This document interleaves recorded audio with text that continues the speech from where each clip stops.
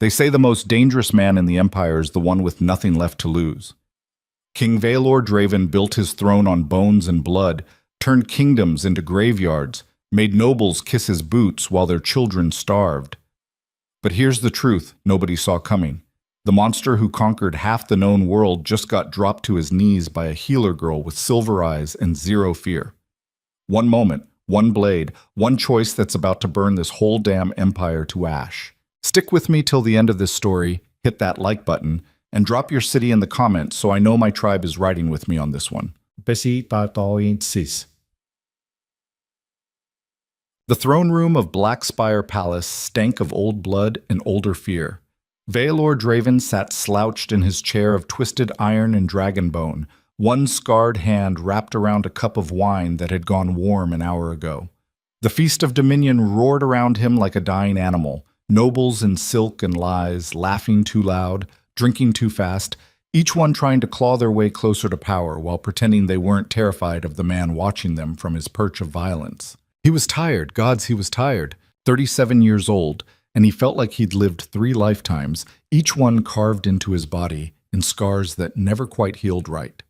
The left side of his face bore the mark of a Kethran war axe, a twisted line from temple to jaw that made children cry when he looked at them. His hands were thick with old breaks and badly set bones. Under the black-scaled armor that made him look like something crawled out of the underworld, his ribs ached where a spear had punched through 4 winters back. Victory had a price. Turns out the cost was becoming something less than human. Lord Karis was droning on about grain taxes, his pig-fat face slick with sweat and wine. Beside him, Lady Nessa pretended to laugh at something while her eyes tracked every other noble in the room, calculating alliances like a merchant counting coin. General Malrek stood near the eastern pillar, stone-faced and silent, his jaw tight enough to crack teeth. Vaelor knew what they all thought. They thought he was a beast in a crown.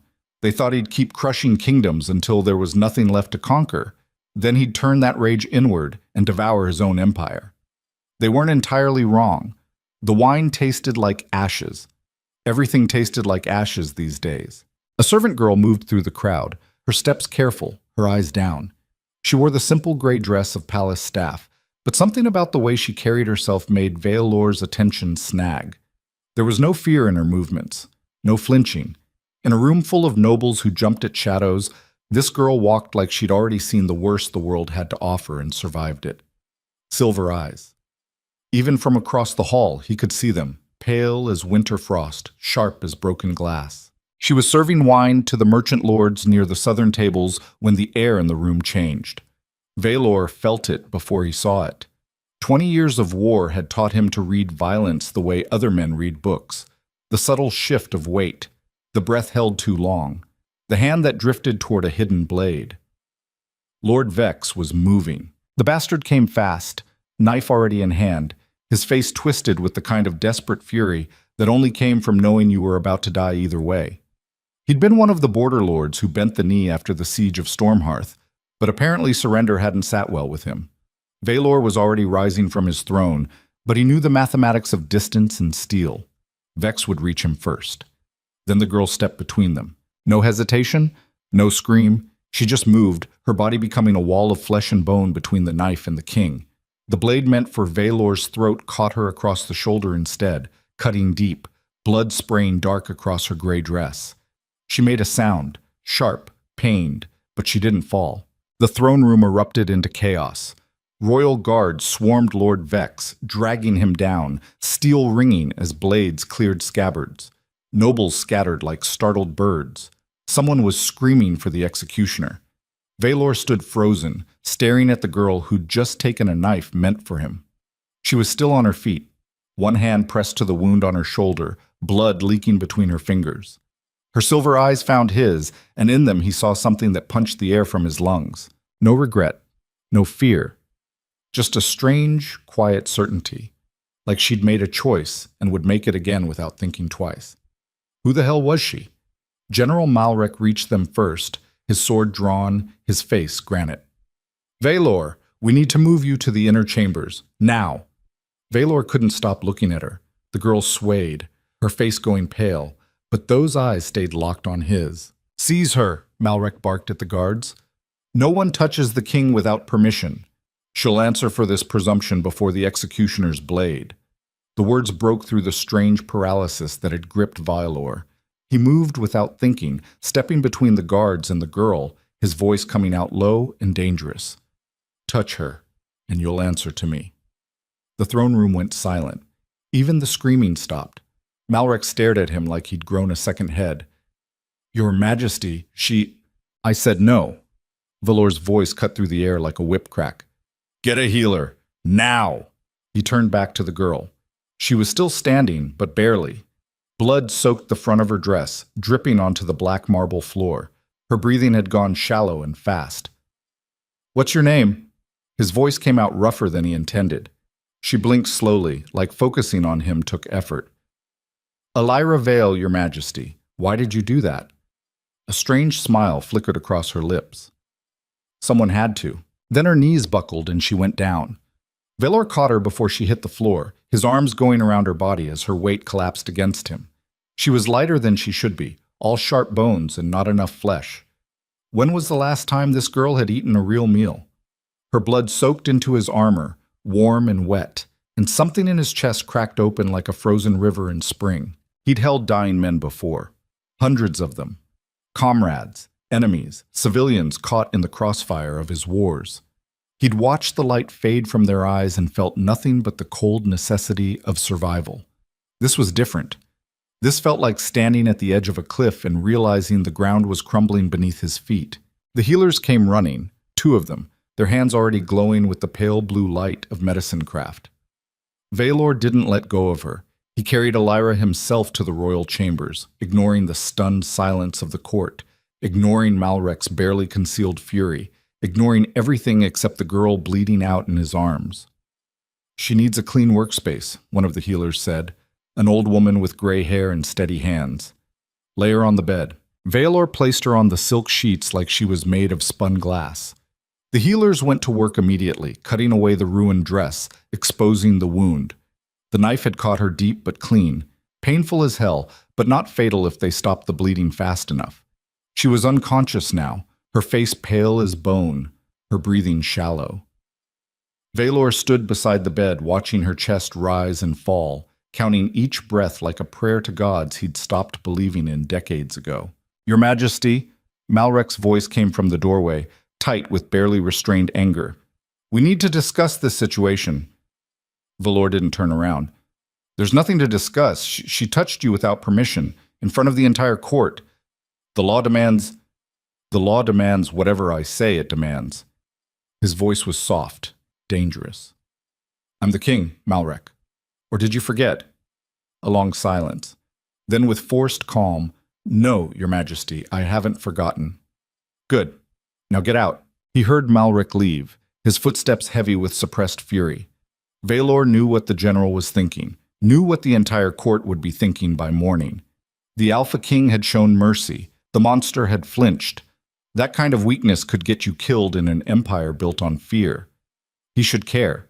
He should be calculating damage control, planning how to spin this, figuring out how to maintain his reputation as the merciless bastard who turned kingdoms to ash. Instead, he kept watching Elira breathe. The older healer worked in silence for 20 minutes, her hands moving with the practiced efficiency of someone who'd stitched up more wounds than she could count. Finally, she stepped back, wiping blood from her fingers onto a clean cloth. "She'll live."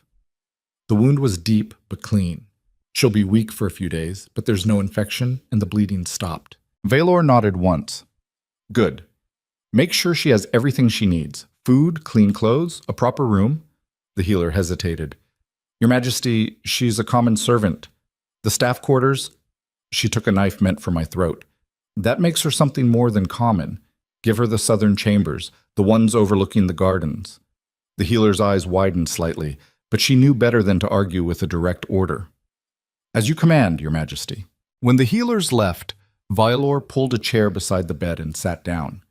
He told himself he was just making sure she didn't take a turn for the worse, that this was simple pragmatism. She'd saved his life, so he owed her protection. But the truth was something else entirely. He couldn't stop looking at her face. Without the pain tightening her features, she looked younger than he'd first thought. Maybe 22, 23. There were old scars on her hands, burn marks, blade cuts, the kind of damage that came from hard labor and harder living. Her hair was dark as midnight, spread across his pillow like spilled ink. And those silver eyes, even closed, he could remember them.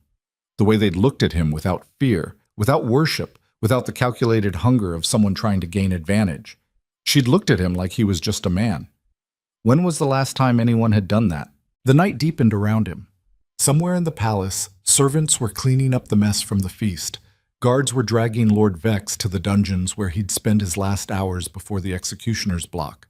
The nobles were already spreading rumors, their poisoned tongues working overtime. Vaelor sat in the darkness and watched Elira Vale sleep, and felt something shift in the foundations of the man he'd built himself into. She woke near dawn. Her eyes opened slowly, confusion flickering across her face as she took in the silk sheets, the ornate ceiling, the king sitting beside her bed like some kind of morbid guardian. Where? Her voice came out rough, dried out. Where am I? The royal chambers. Vaelor kept his tone neutral. The healers patched you up. You'll be sore for a while, but you'll live. She tried to sit up, winced, and fell back against the pillows. The southern chambers. Her voice carried a note of disbelief. These are guest quarters for visiting royalty. He shrugged. You took a blade for the king. That earned you more than a servant's cot in the basement. She turned her head to look at him properly. In the early morning light filtering through the windows, her silver eyes looked almost luminous. Why are you here?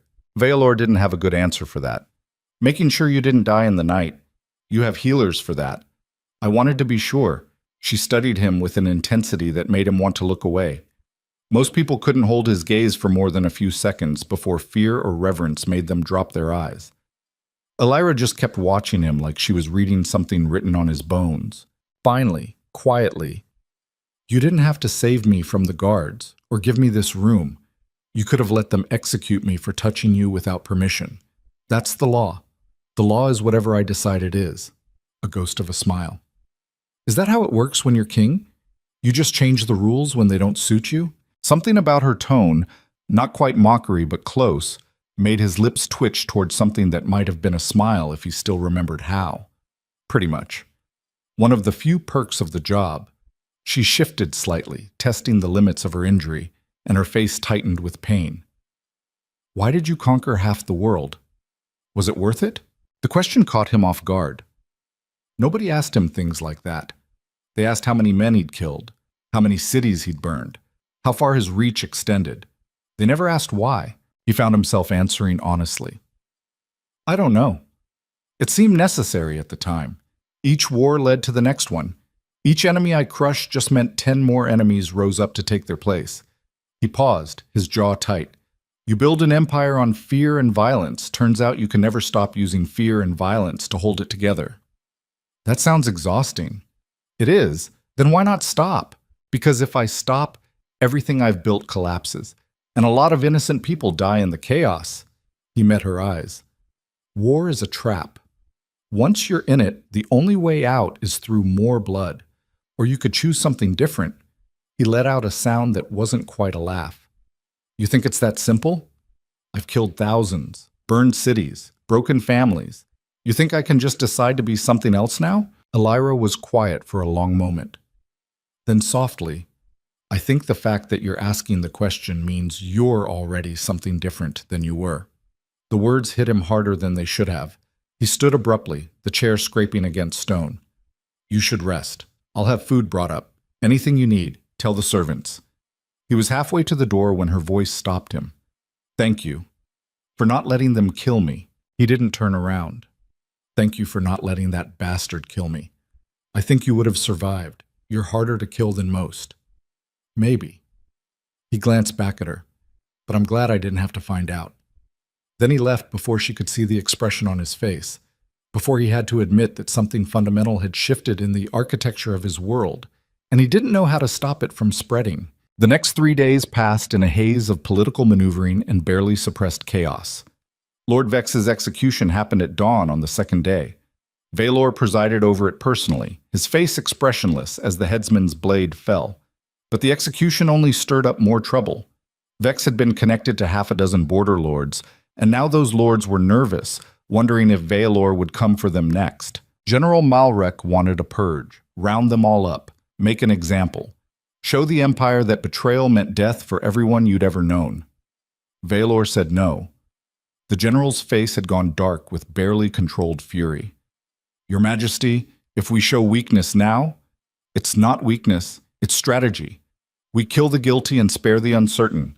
Give them a reason to stay loyal instead of a reason to rebel. Malrek had stalked out of the war room without another word. That night, Vaelor found himself walking the halls toward the southern chambers. He told himself he was just checking on her recovery, making sure the palace staff was following his orders. But the truth was, he couldn't stop thinking about her, about the way she'd looked at him, about the questions she'd asked that nobody else dared to ask. He found her standing by the window, looking out over the gardens.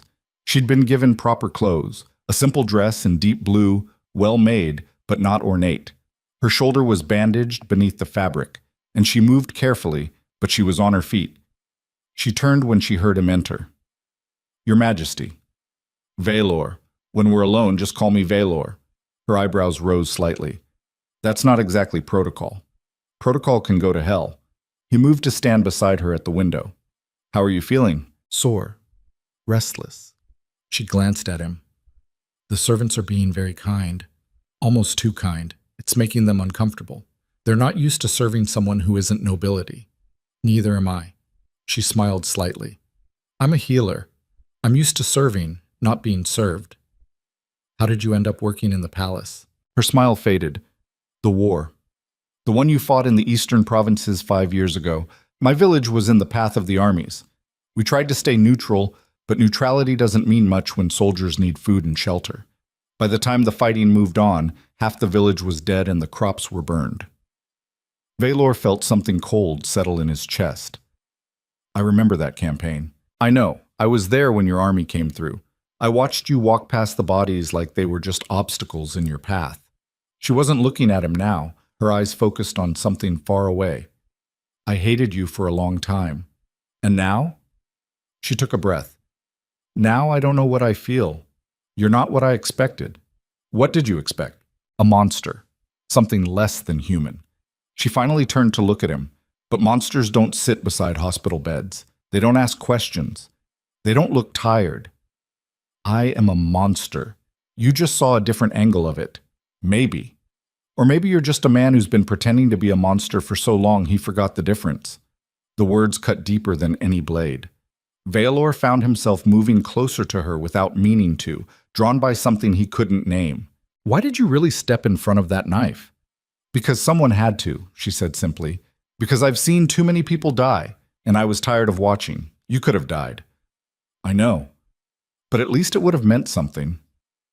They stood in silence for a long moment, close enough that he could see the faint scar on her left eyebrow, the way her pulse beat in her throat, the slight tremor in her hands that said she wasn't as calm as she appeared. I'm going to make you an offer, Vaelor said quietly.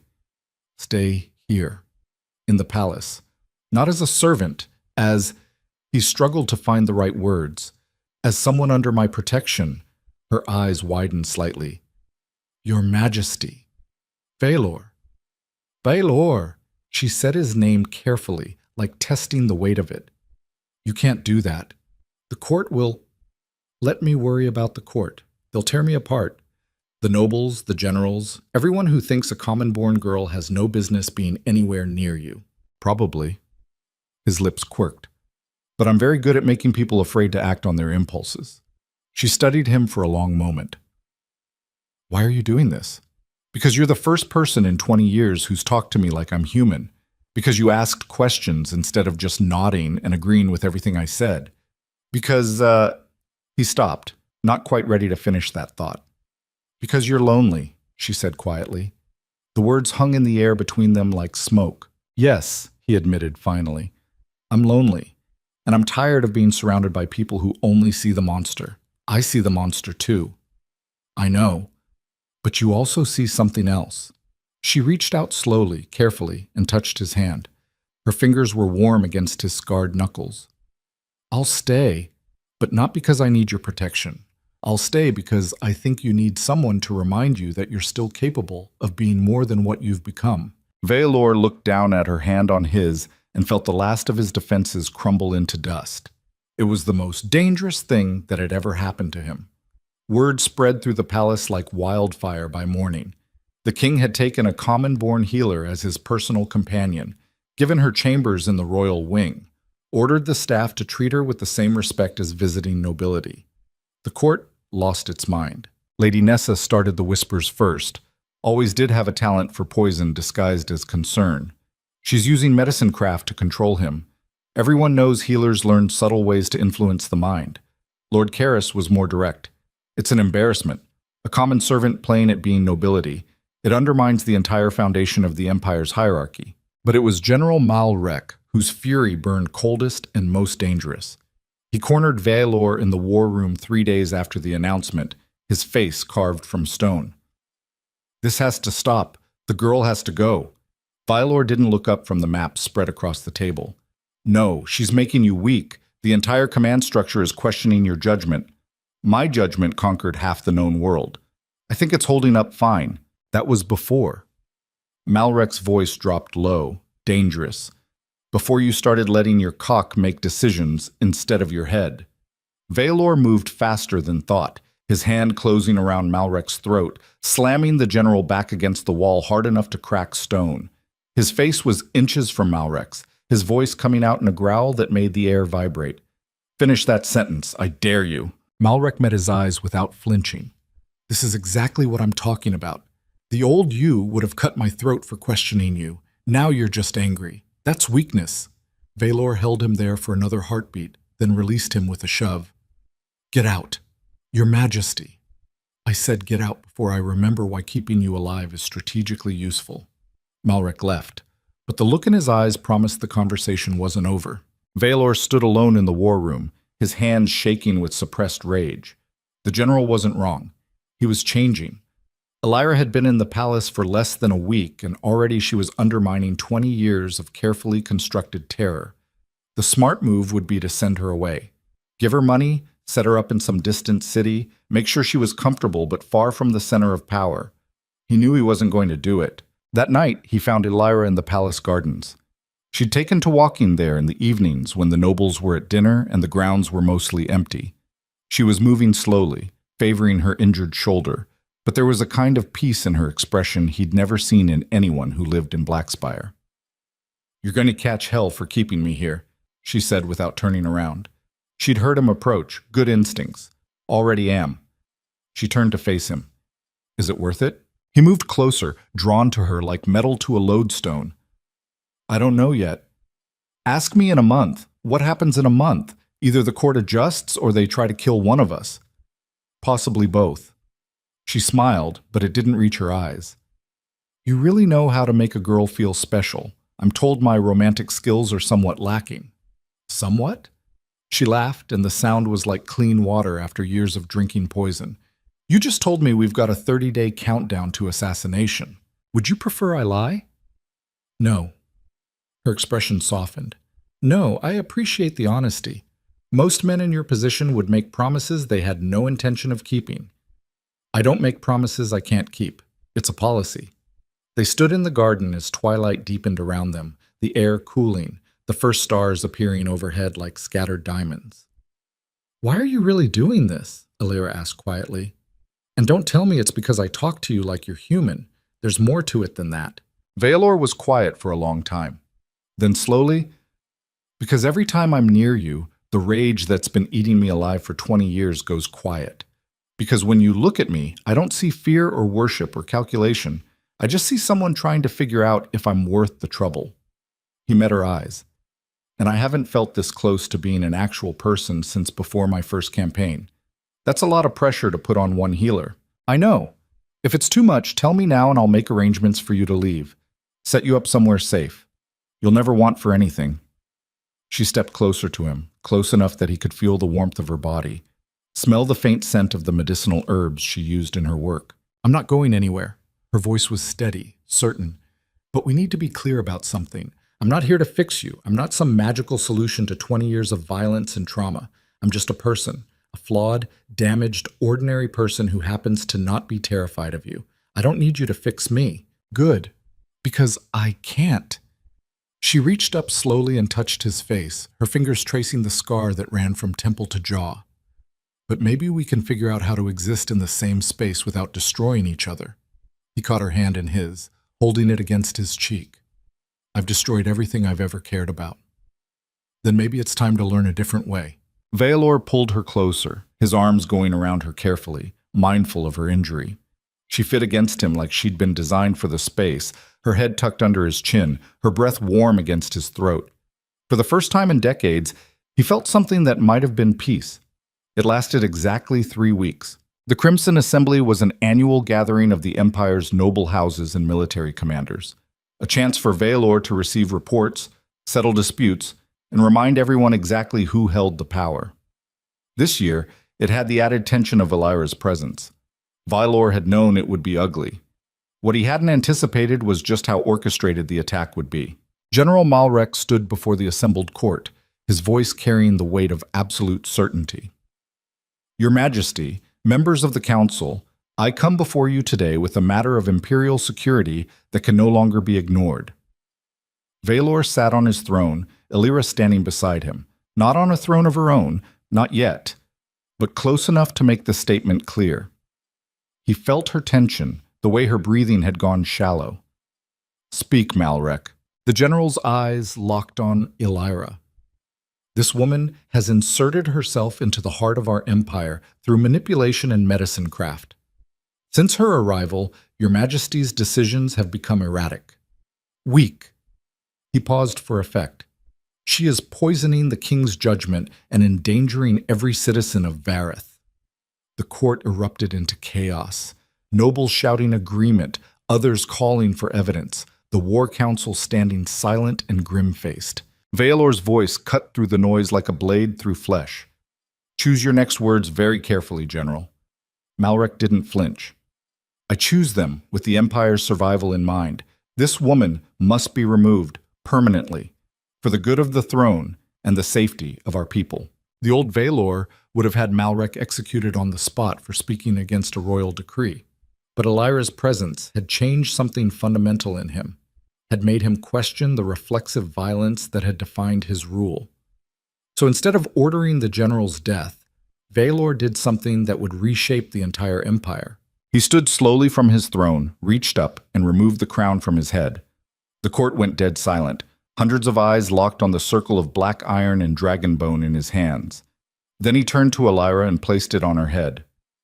I name Elira Veil, Empress of Vareth, equal ruler beside me, my partner in all matters of state and crown. Any who speak against her speak against me. The throne room exploded. Nobles were on their feet shouting. The war council looked like they'd been struck by lightning. Malrek's face had gone purple with rage, and Elira just stared at him, the crown sitting crooked on her dark hair, her silver eyes wide with shock. Veilor, what are you— Trust me, he said quietly, just for her, please. Then he turned back to face the court, his voice ringing out with all the authority of 20 years of absolute rule. The Crimson Assembly is adjourned. Anyone who has a problem with my decision can take it up with my sword. He took Elira's hand and walked out of the throne room, leaving chaos in their wake. They'd made it halfway back to the royal chambers when the first explosion shook the palace. Veilor moved on instinct, pulling Elira against the wall, his body shielding hers as stone and dust rained down from the ceiling. Shouts echoed through the corridors, the clash of steel on steel. It's starting, he said grimly. The coup. Elira's face had gone pale, but her eyes were sharp, focused. Malrek? Almost certainly. He'd already drawn his sword, his mind shifting into the cold calculation of combat. Stay close to me. They moved through the palace like shadows, avoiding the main corridors where fighting had already broken out. Veilor could hear it spreading, the roar of betrayal, the screams of the dying, the crackle of fires starting to burn. Half the Imperial army had turned against him. Maybe more. Malrek had planned this perfectly, waiting for the moment when Veilor's protection of Elira had created the most doubt in the ranks. They reached the royal chambers to find them already breached. 6 soldiers in imperial colors, their faces grim with purpose. Vaelor killed the first three before they could raise their weapons. His sword moved like water and lightning, each strike precise, lethal, efficient. This was what he'd been trained for. This was what he'd built himself into. The monster they all feared. The last three went down just as quickly, but not before one of them landed a lucky blow, a dagger that caught Vaelor across the ribs, cutting deep. He felt it punch through armor and flesh, the hot rush of his own blood. He dropped to one knee, his vision graying at the edges. Vaelor! Elira was beside him instantly, her hands already glowing with healing light, pressing against the wound. Stay with me. Don't you dare die on me now. He tried to laugh, but it came out as a cough. Still got that bedside manner. Shut up and let me work. She poured everything she had into the healing, and he felt the flesh knitting back together, the bleeding slowing. It wouldn't hold long. Healing craft could only do so much, but it would keep him alive. Outside, the palace burned. Can you stand? Elira's face was pale with effort. Vaelor got to his feet, testing the injury. It hurt like hell, but it would hold. We need to get to the inner sanctum. There's a garrison there that's loyal to me personally. And if they're not, then we die here. She met his eyes, and in them he saw the same fearless certainty that had made her step in front of a knife. Then let's make sure we die with our hands on someone's throat. He couldn't help it. He kissed her. Hard and fierce and desperate, tasting blood and smoke and something that might have been hope. When they broke apart, the crown had fallen from her head and lay on the floor between dead soldiers and spreading flames.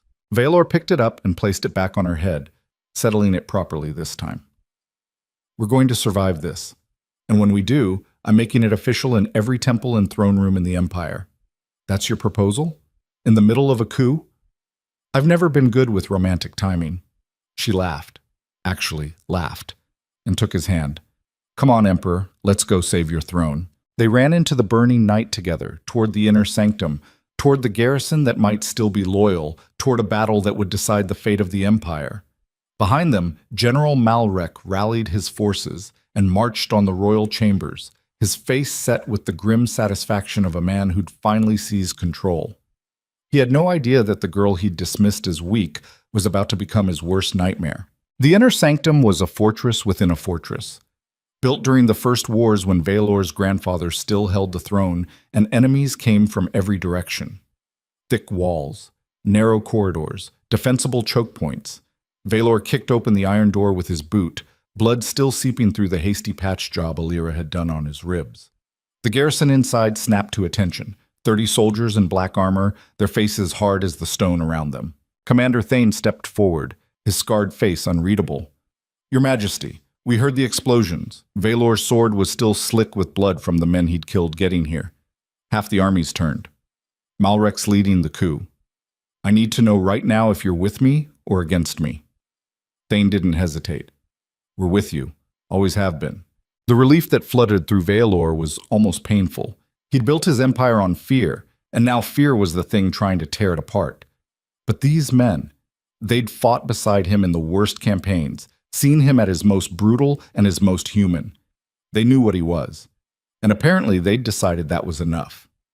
Good. Because we're about to find out exactly how loyal the rest of this empire really is. Elira moved past him into the sanctum, her healer's eyes already assessing the space. We need water, medical supplies, food if you have it, and someone get me clean cloth for bandages.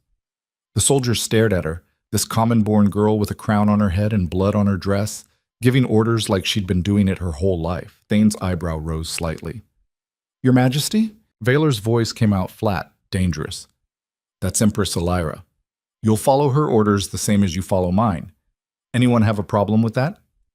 Silence. Then Thane nodded once. No problem at all. He turned to his men. You heard the Empress. Move. The soldiers scattered to follow orders, and Vaelor felt something shift in his chest. These men didn't follow Elira because they feared her. They followed her because he'd told them to, and they trusted him enough to believe he knew what he was doing. That was loyalty built on something other than terror. He wasn't sure how to process it. Elira caught his arm as he swayed slightly, the adrenaline starting to wear off and the pain coming back sharp and vicious. Sit down before you fall down. I'm fine. You're bleeding through my healing. That's not fine. She guided him to a bench against the wall, her hands already pulling at his armor. I need to redo this properly, or you're going to bleed out before Malrek gets a chance to kill you. Valor let her work, too tired to argue. Through the narrow windows, he could see flames lighting up the night sky. His palace was burning. His city was tearing itself apart. And he was sitting in a stone room while a girl half his size scolded him for not taking care of himself. It would have been funny if it wasn't so completely devastating. How bad is it out there? Alira's voice was steady as she cleaned the wound, but he could hear the fear underneath. Bad. Malrek's had months to plan this. Maybe longer. He's turned the Eastern legions for sure. Probably the Northern garrison too. He paused, doing the math in his head. We're looking at maybe 40,000 soldiers against us. And that's if the Southern divisions stay neutral. And how many do we have? Valor met her eyes. Right now? 30. She didn't flinch. Then we better make every single one of them count. Commander Thane returned with a map of the palace and surrounding city, spreading it across a makeshift table. The fighting's concentrated in 3 areas: the main throne room, the eastern barracks, and the outer gates. Malrek's pushing hard for the throne room. He wants the symbolic victory. Let him have it. Valor leaned over the map, ignoring the protest from his ribs. The throne room doesn't matter. What matters is holding the inner sanctum and the western armory. If we can secure those, we can hold out long enough to get word to the loyal divisions in the outer provinces. That could take weeks. Thane's voice was grim.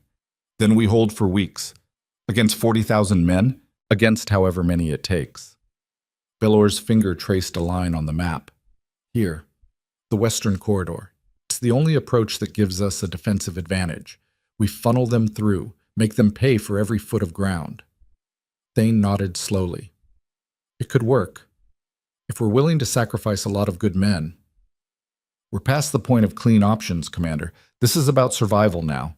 Alira finished her work on his wound, the healing light fading from her hands. You're going to need to rest. At least a few hours. Don't have a few hours. Then you'll collapse in the middle of battle and get yourself killed. Her voice was sharp, cutting.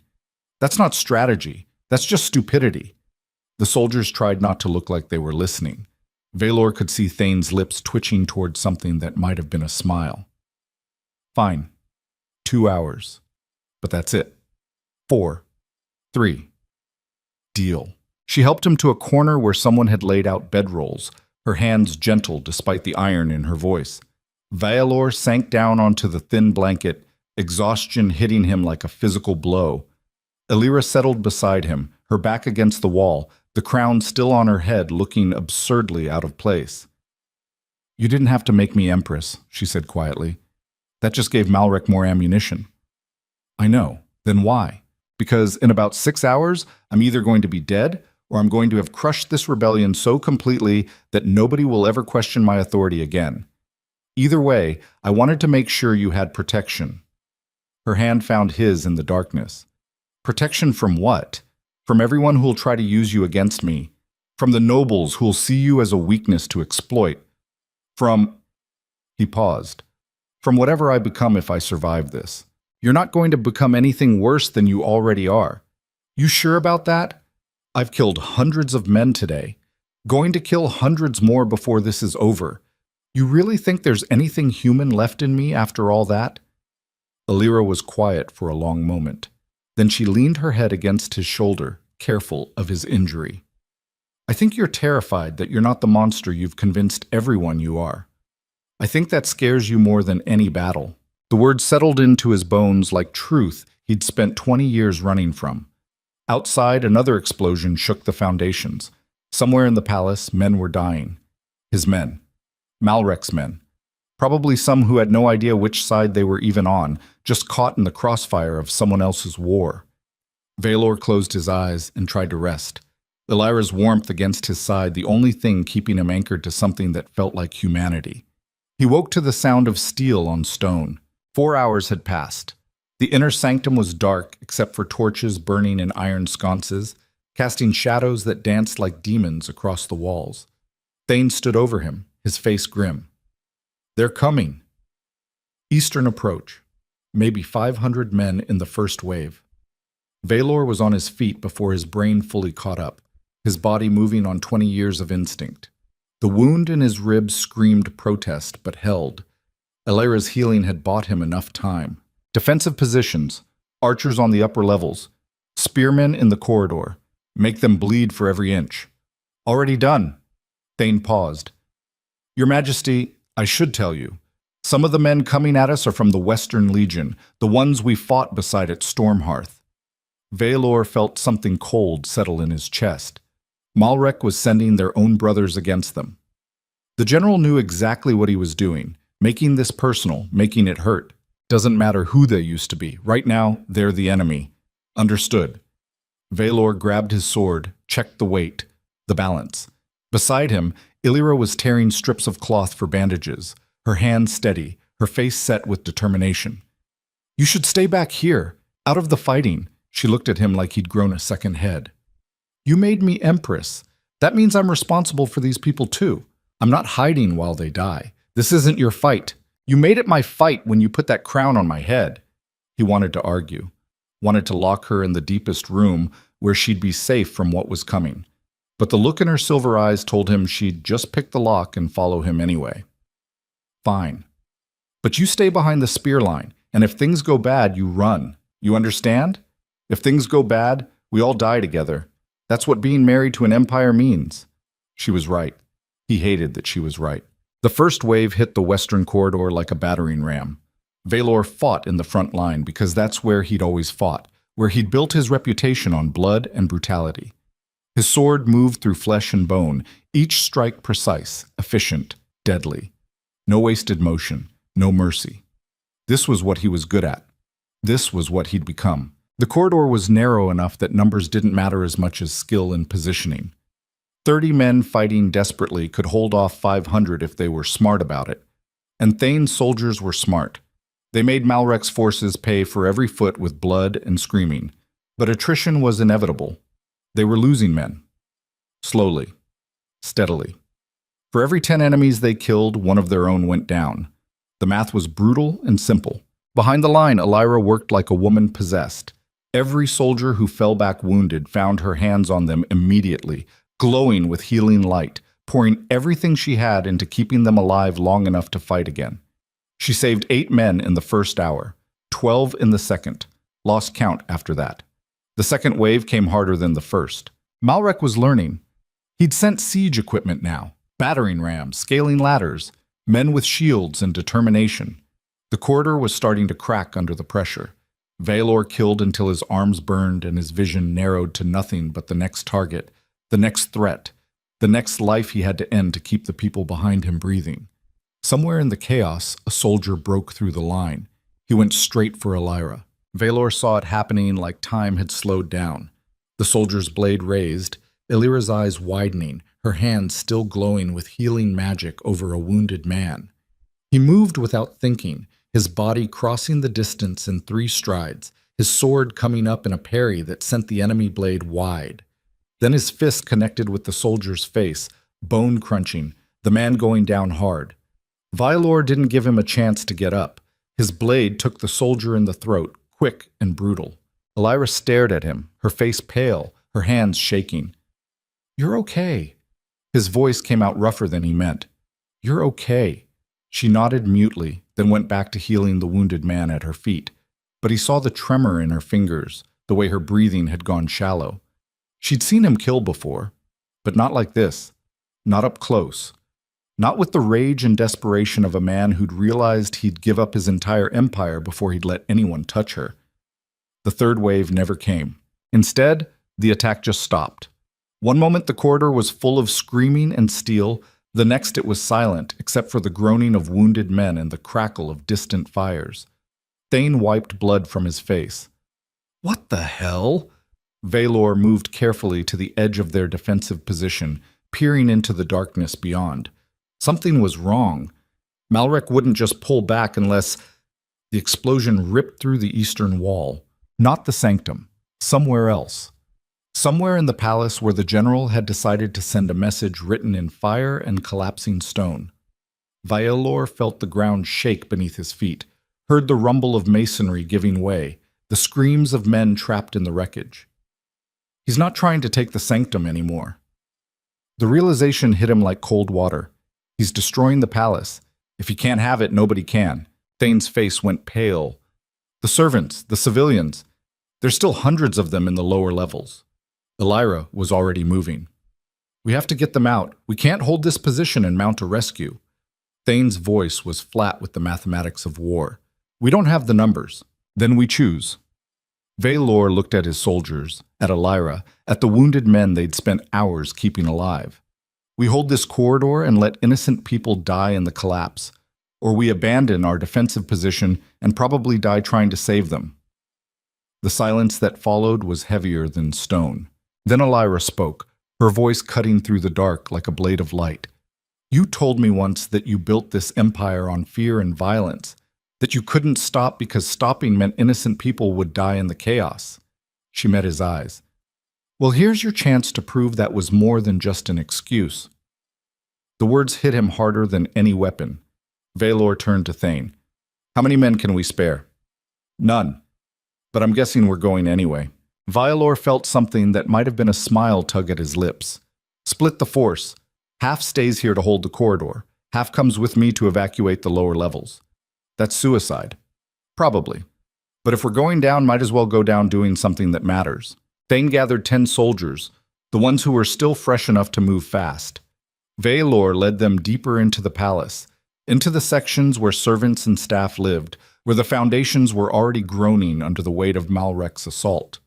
The smoke was thick enough to choke on. The heat was brutal. Through the haze, Valor could see people stumbling through the corridors, kitchen staff, stable hands, washerwomen, all of them trying to escape a palace that had become a death trap. This way! Elira's voice rang out clear and strong. Follow us! They gathered them up like lost sheep, herding them toward the western passages where the structure was still sound. Valor found himself carrying an old woman who couldn't walk fast enough, her weight almost nothing against his strength, her gratitude spoken in a language older than words. They made 3 trips, saved maybe 200 people, lost 1 soldier when a ceiling came down and there wasn't time to dig him out. By the time they got back to the sanctum, dawn was breaking over a city that looked like the end of the world. The inner sanctum was packed now. Soldiers, civilians, wounded men lying on every available surface. The air stank of blood and smoke and fear. Thane's face was grim. We can't hold much longer. The structure's compromised and we're down to maybe 20 fighting men. When Malrek figures out where we are, he'll just collapse the building on top of us. Then we need to move before he figures it out. Valor studied the map again, his mind working through possibilities. The catacombs. The old escape tunnels from the first wars. Those haven't been used in 50 years, they're probably collapsed. Then we pray they're not. That's not a plan, that's hope. It's all we've got. Elira was moving through the wounded, her hands glowing with the last dregs of her healing power. She looked exhausted, her face pale with fatigue, the crown on her head sitting crooked. Valor crossed to her, caught her hand. We're moving out, into the tunnels. Can the wounded make it? They'll have to. It's that or stay here and die when the building comes down. She nodded, then turned back to her patients. Her voice rang out clear and steady. Everyone who can walk, help someone who can't. We're leaving in 5 minutes. The evacuation was chaos barely held together by desperation and Thane's iron discipline. They moved in groups, soldiers carrying wounded men, civilians helping each other through passages that hadn't seen light in decades. The catacombs were exactly as bad as Valor feared. Narrow, dark, sections collapsed or flooded. They had to backtrack twice, find alternate routes, waste precious time while above them the palace continued to burn. 3 hours into the escape, they heard the rumble of the inner sanctum collapsing. If they'd stayed, they'd all be dead now. Valor led them through the darkness like a man navigating his own nightmare, one hand on Elira's shoulder, the other on his sword. Behind them, hundreds of people followed in silence, broken only by quiet weeping and the shuffle of exhausted feet. They emerged in the warehouse district on the eastern edge of the capital, spilling out of a forgotten entrance into morning light that felt like a knife after hours in the dark. Valor counted heads. They'd lost 12 people in the tunnels, wounded who couldn't make the journey, civilians who'd gotten separated in the dark and collapsed passages. He felt each loss like a weight added to a scale already bent to breaking. Around them, the city was in chaos. Fires burned in a dozen districts. The sounds of fighting echoed through the streets. The coup had spread beyond the palace. Malrek was making his play for the entire capital. Commander Thane surveyed the scene with the eyes of a man who'd seen too many battles. We need a defensible position, somewhere we can regroup and get word to the outer provinces. Valor's mind was already moving through options. The old fortress on the northern hill. It's abandoned, but the structure's sound. We can hold there. That's 2 miles through hostile streets. Then we better start moving. They set out through a city that no longer recognized its king. Half the population was hiding. The other half was picking sides in a war they barely understood. Valor saw imperial soldiers fighting each other in the streets, neighbors turning on neighbors, looters taking advantage of the chaos. This was what happened when an empire built on fear started to crack. The foundation didn't crumble. It exploded outward in every direction, taking everything with it. They fought through 3 ambushes before reaching the old fortress, lost 5 more soldiers, saved maybe 30 civilians who joined their growing group of refugees. By the time they barricaded themselves in the fortress, Valor had maybe 15 fighting men left, 200 terrified civilians, and a city in open rebellion against itself. Elira found him on the battlements as the sun set on the first day of civil war. She looked like she'd aged 10 years, her dress torn and bloody, her hands shaking with exhaustion. But the crown was still on her head. "This is what you wanted to protect me from," she said quietly. "This is what happens when you try to change. This is what happens when you build something rotten and then try to fix it without tearing it all down first." He couldn't look at her. "I should have sent you away. Should have kept you safe. I wouldn't have gone." "I know. That's what makes this worse." She moved closer, her hand finding his. "What happens now?" Valor stared out over his burning empire. "Now we find out if loyalty means anything when there's no fear left to enforce it. I've sent word to the southern legions, the western garrisons, every division that might still remember why they followed me in the first place. And if they don't come, then Malrek wins. He gets to rule over whatever's left of this empire after he burns it down trying to take it. You really think he'll destroy everything just to prove a point?" "I would have." Valor's voice was flat. 3 weeks ago, I absolutely would have. But not now. He finally looked at her, this woman who'd stepped between him and a knife, who'd refused to run when any sane person would have fled, who'd taken a crown she never asked for and worn it like armor. "Not now," he agreed. "You've ruined me for that kind of simplicity." "Good." The next day, the first reports started coming in. Commander Thane brought them to the strategy room they'd set up in the old fortress, his face carefully neutral. "The southern legions have mobilized, 20,000 men marching north." Valor felt hope flicker in his chest. "They're coming to support us?" "We don't know yet. They could be coming to support Malrek. They could be coming to pick through what's left after we destroy each other." Thane paused. "The general who commands them is Castor Vane." Valor knew that name. Vane was a pragmatist, a survivor, the kind of man who'd fought for Valor because it was profitable, not because of any great loyalty. "He'll go with whoever looks like they're winning, which right now isn't us." Thane's voice was grim. "Malrek controls the palace, most of the capital, and probably 40% of the standing army. We've got a fortress, 200 civilians, and 15 exhausted soldiers. When you put it that way, it sounds even worse than I thought." There was a moment of silence. Then Elira spoke from the corner where she'd been tending to wounded men. "Then we need to give them a reason to choose us that has nothing to do with who's winning."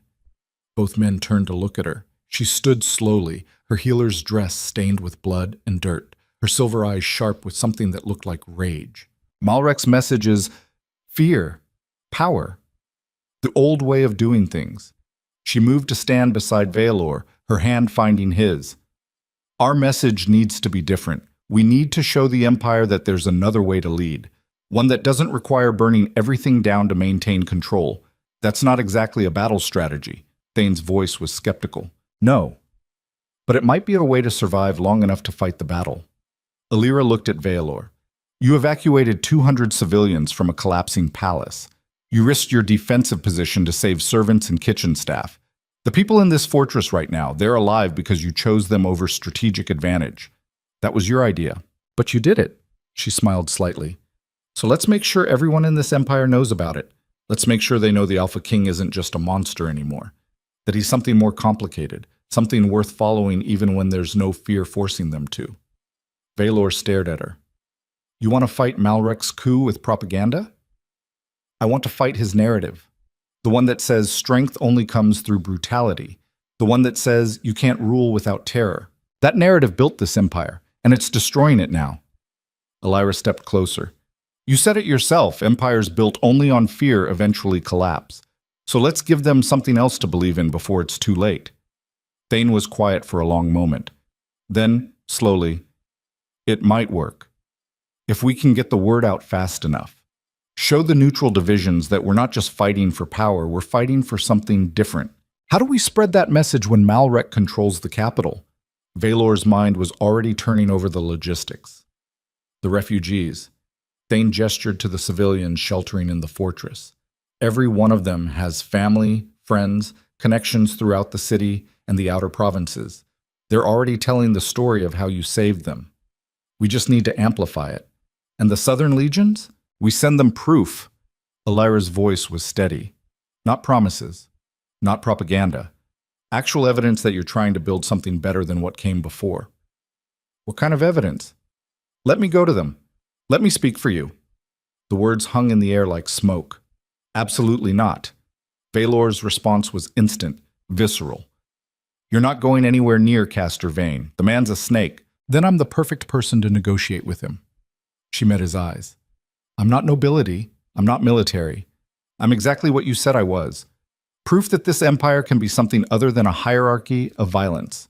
You could die. I could die here when Malrek's forces storm the fortress. At least this way I'd die doing something useful. Valor wanted to argue, wanted to lock her in the deepest room and never let her out of his sight again. But he'd spent 20 years making decisions based on cold strategy, and his gut told him she was right. That didn't make it hurt less. Fine. But you're taking 20 soldiers with you, and if Vane even looks at you wrong, you kill him and get out. 20 soldiers against an entire legion. That'll really make me safe. It'll make me feel better. She smiled, actually smiled, and kissed him quick and hard. I'll be back before you have time to miss me. Then she was gone, Thane organizing her escort, and Valor was left staring at the empty doorway, feeling like he'd just made the worst decision of his life. 3 days passed like years. Malrek's forces probed the fortress defenses twice, testing for weaknesses. Valor's soldiers held them off, but barely. They were running low on everything: food, water, arrows, hope. The refugees helped to where they could. Civilians who'd never held weapons learned to fight. Kitchen staff became field medics. An empire built on hierarchy was breaking down into something more desperate and honest. On the third night, Thane brought news. Elira reached Vane's camp. She's negotiating. And? Unknown. But she's still alive. That's something. Valor stood on the battlement staring south, toward where Elira had gone, and felt the weight of every decision he'd ever made pressing down on his shoulders. He'd conquered kingdoms, destroyed armies, built an empire on blood and brutality. And now all of that hung in the balance because of one woman's belief that people were worth more than their utility as weapons. If this worked, it would redefine everything he'd spent his life building. If it failed, they'd all die and Malrek would write the history books. The message came at dawn on the fourth day. A rider under a white flag, exhausted and covered in road dust. Thane brought him directly to Valor, from Empress Elira. The rider held out a sealed letter. For your eyes only. Valor broke the seal with shaking hands. The letter was short, written in Elira's careful script. Vane will support you. But he wants proof you're serious about changing how this empire works. He wants the southern provinces given autonomy. He wants noble houses dissolved and land redistributed. He wants an end to conquest and the beginning of consolidation. He wants to see if you're really willing to transform or if you're just using me as a shield to maintain the same brutal control under a prettier face. I told him you'd agree to all of it. Was I wrong? Valor read the letter 3 times. Everything she'd promised Vane went against 2 decades of imperial policy. It would weaken his control. empower his enemies, create opportunities for rebellion and fracture. It was also exactly the kind of change that might save the empire from eating itself alive. Thane was watching him carefully. What did she say? That she just rewrote the fundamental structure of the empire without asking permission. And I'm either going to have her executed for overstepping her authority or make her my equal partner in completely rebuilding everything I've ever known. Which one? Valor looked at the letter again, at Elira's handwriting, at the impossible choice she'd forced him to make. Then he laughed. Actually laughed, because the answer was so obvious it hurt. Send word to Vane. Tell him the Empress speaks with my full authority and I agree to every term she's negotiated. That's political suicide. Probably. But it's better than actual suicide, which is what we're looking at if we don't get those 20,000 soldiers moving north.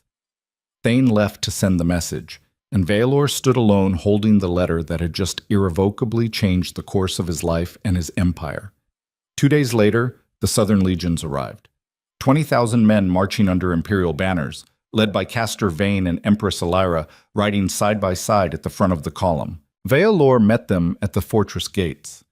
Elira slid from her horse and walked straight into his arms, her face pale with exhaustion, but her eyes bright with victory. Did you really agree to everything I promised? Every word. His voice was rough against her hair. You just dismantled half the power structure that kept this empire functioning. I know. Was I wrong? He pulled back to look at her, this woman who'd somehow become the axis his world turned on. No. You were terrifying and brilliant, and I'm never letting you negotiate alone again. Good luck with that. Castor Vane approached, his weathered face unreadable. Your Majesty. Empress. I've brought 20,000 men as promised. Where do you need us? Valor's strategic mind shifted into focus. The capital.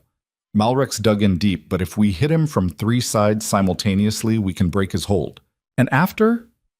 After we rebuild. Exactly the way the Empress promised. Vane studied him for a long moment. You really going to give the southern provinces autonomy? Let the noble houses fracture? I'm going to try. Might fail. Probably will fail. But the alternative is watching Malrec burn everything down or becoming exactly the monster he claims I already am. Vane nodded slowly. Then let's end this war before there's nothing left to rebuild. The final battle for the capital lasted 3 days. Valor led the assault personally, his sword cutting through Malrec's forces with the brutal efficiency of 2 decades of warfare. But this time was different. This time he fought knowing that every enemy he killed had once been an imperial soldier, that every drop of blood spilled was from someone who'd sworn the same oaths he had. It made the killing slower, more painful, more human. Elira refused to stay behind the lines. She moved through the battlefield with her healers, saving men on both sides, pulling wounded soldiers from the carnage, regardless of which banner they'd fought under. The image of the Empress kneeling in blood and mud to heal a man who'd tried to kill her husband spread through both armies like wildfire. By the second day, Malrec's soldiers were surrendering in droves. The final confrontation came in the ruins of the throne room. Valor found Malrec standing among the wreckage, his armor dented and bloody, his face set with the grim satisfaction of a man who'd lost everything but his convictions. It's over. Valor's sword was drawn, but he hadn't struck yet. Surrender, and I'll give you a trial, a chance to speak your piece. Malrec laughed, the sound bitter and sharp. A trial? In the new empire where common-born girls sit on thrones and conquering heroes apologize for their victories, he spat blood onto the broken marble. I'd rather die. You don't have to. Yes, I do. Because everything I built myself into, everything I believed about strength and power, you just proved it was all a lie, and I can't live in a world where that's true. Then Malrec attacked. The duel was short and brutal. 2 men who'd fought side by side for years, who knew each other's moves and weaknesses, trying to kill each other among the ruins of everything they'd built together. Valor was stronger, faster, less burdened by ideology. His blade found Malrec's heart on the 7th exchange. The general went down hard, blood spreading across the broken throne room floor. His eyes found Valor's, and in them was something that might have been respect. You're going to fail. His voice was weak, fading. This new empire of yours. It's going to collapse because people don't want something better. They want something simple. Maybe. Valor knelt beside his dying general. But I'm going to try anyway. That's the difference between us. Malrek coughed, blood on his lips. I knew what I was and never apologized. You're still trying to be something you're not. Then he died, and Valor was left kneeling in the ruins of his throne room beside the body of a man who'd been his right hand for 15 years. Elira found him there an hour later. She didn't say anything, just sat beside him in the blood and ash and put her hand on his shoulder. After a long silence, Valor spoke. He was right, you know, about me trying to be something I'm not. No. Her voice was firm. He was wrong. You're not trying to be something you're not. You're trying to become something you could be. There's a difference. Is there? Yes. She leaned her head against his. One's a lie. The other's just hard. Valor looked at the ruined throne, at the collapsed ceiling, at the empire he'd built that had tried so hard to destroy itself. Then he stood, pulled Elira to her feet, and together they walked out of the palace into a city that was slowly, painfully, beginning to breathe again. The war was over. The real work was just beginning. Reconstruction tasted like ashes and false hope. Valor stood in what used to be the throne room, watching workers clear rubble that had once been the seat of absolute power. 3 months since Malrek's death. 3 months of trying to build something new from the ruins of everything he'd destroyed to get here. The crown felt heavier every day. Elira was in the eastern districts again, walking among the people whose homes had burned during the coup. She did this every morning now, moved through the city without guards, touching the wounded places of the empire like a healer pressing on bruises to see what still hurt. The nobles hated it, called it undignified, said an empress shouldn't walk in filth with common refugees. Valor had stopped listening to what the nobles said around the same time he'd started dismantling their power structure piece by piece. Commander Thane entered through the collapsed archway, his face carefully neutral in that way that meant bad news was coming. Your Majesty, we have a problem. Just one? Valor's voice was dry. I was counting at least 15 this morning. The southern provinces. The autonomy you granted them. Thane paused. Lord Brennus is using it to build a private army. Valor felt something cold settle in his chest. How many men? 5,000. Maybe more. And he's not the only one. Half the provincial lords are interpreting independence as permission to raise their own forces. That wasn't the agreement. No, but it's what's happening. This was the problem with dismantling an empire built on fear. The moment you stopped crushing throats, everyone started testing whether you'd really changed or if you were just waiting to spring the trap. Send word to Brennus. He disbands his forces or I disband them for him. He'll call that a violation of provincial autonomy. Then he'll die autonomous. Valor's voice was flat. I gave them freedom, not permission to start the next civil war. Thane nodded and left, but Valor could see the doubt in his commander's eyes. Could feel it spreading through the entire military structure like rot through timber. They all thought the same thing, that Valor had gone soft, that the Alpha King who'd conquered half the known world was now too compromised by his common-born empress to do what needed doing. Maybe they were right. The Council of Reconstruction met that afternoon in a commandeered merchant hall since the palace was still mostly rubble. 20 representatives from across the empire, provincial governors, military commanders, merchant lords, and a handful of common-born advisors that Elira had insisted on including. The common-born representatives made the nobles physically ill. Valor could see it in their faces every time a former blacksmith or tavern keeper opened their mouth to speak about imperial policy. Lord Karras stood to present his report, his pig-fat face slick with sweat despite the cool air. The grain reserves are critically low. The war destroyed half the harvest, and the southern provinces are withholding their surplus. Withholding or unable to transport? Elira's voice cut through the murmur of concern. The roads are still damaged from the fighting. Withholding. Karras didn't look at her. Lord Brennus has closed his borders to imperial trade until his demands are met. What demands? Full military sovereignty, control over tax revenue, and a seat on the Imperial Council for every provincial governor. The room erupted into argument. Nobles shouting over each other, commoners trying to be heard, military commanders looking to Valor for orders he wasn't ready to give. He let the chaos wash over him for a full minute before standing, The noise died like someone had cut its throat. We gave the provinces autonomy to prevent another rebellion, not to enable them to hold the empire hostage.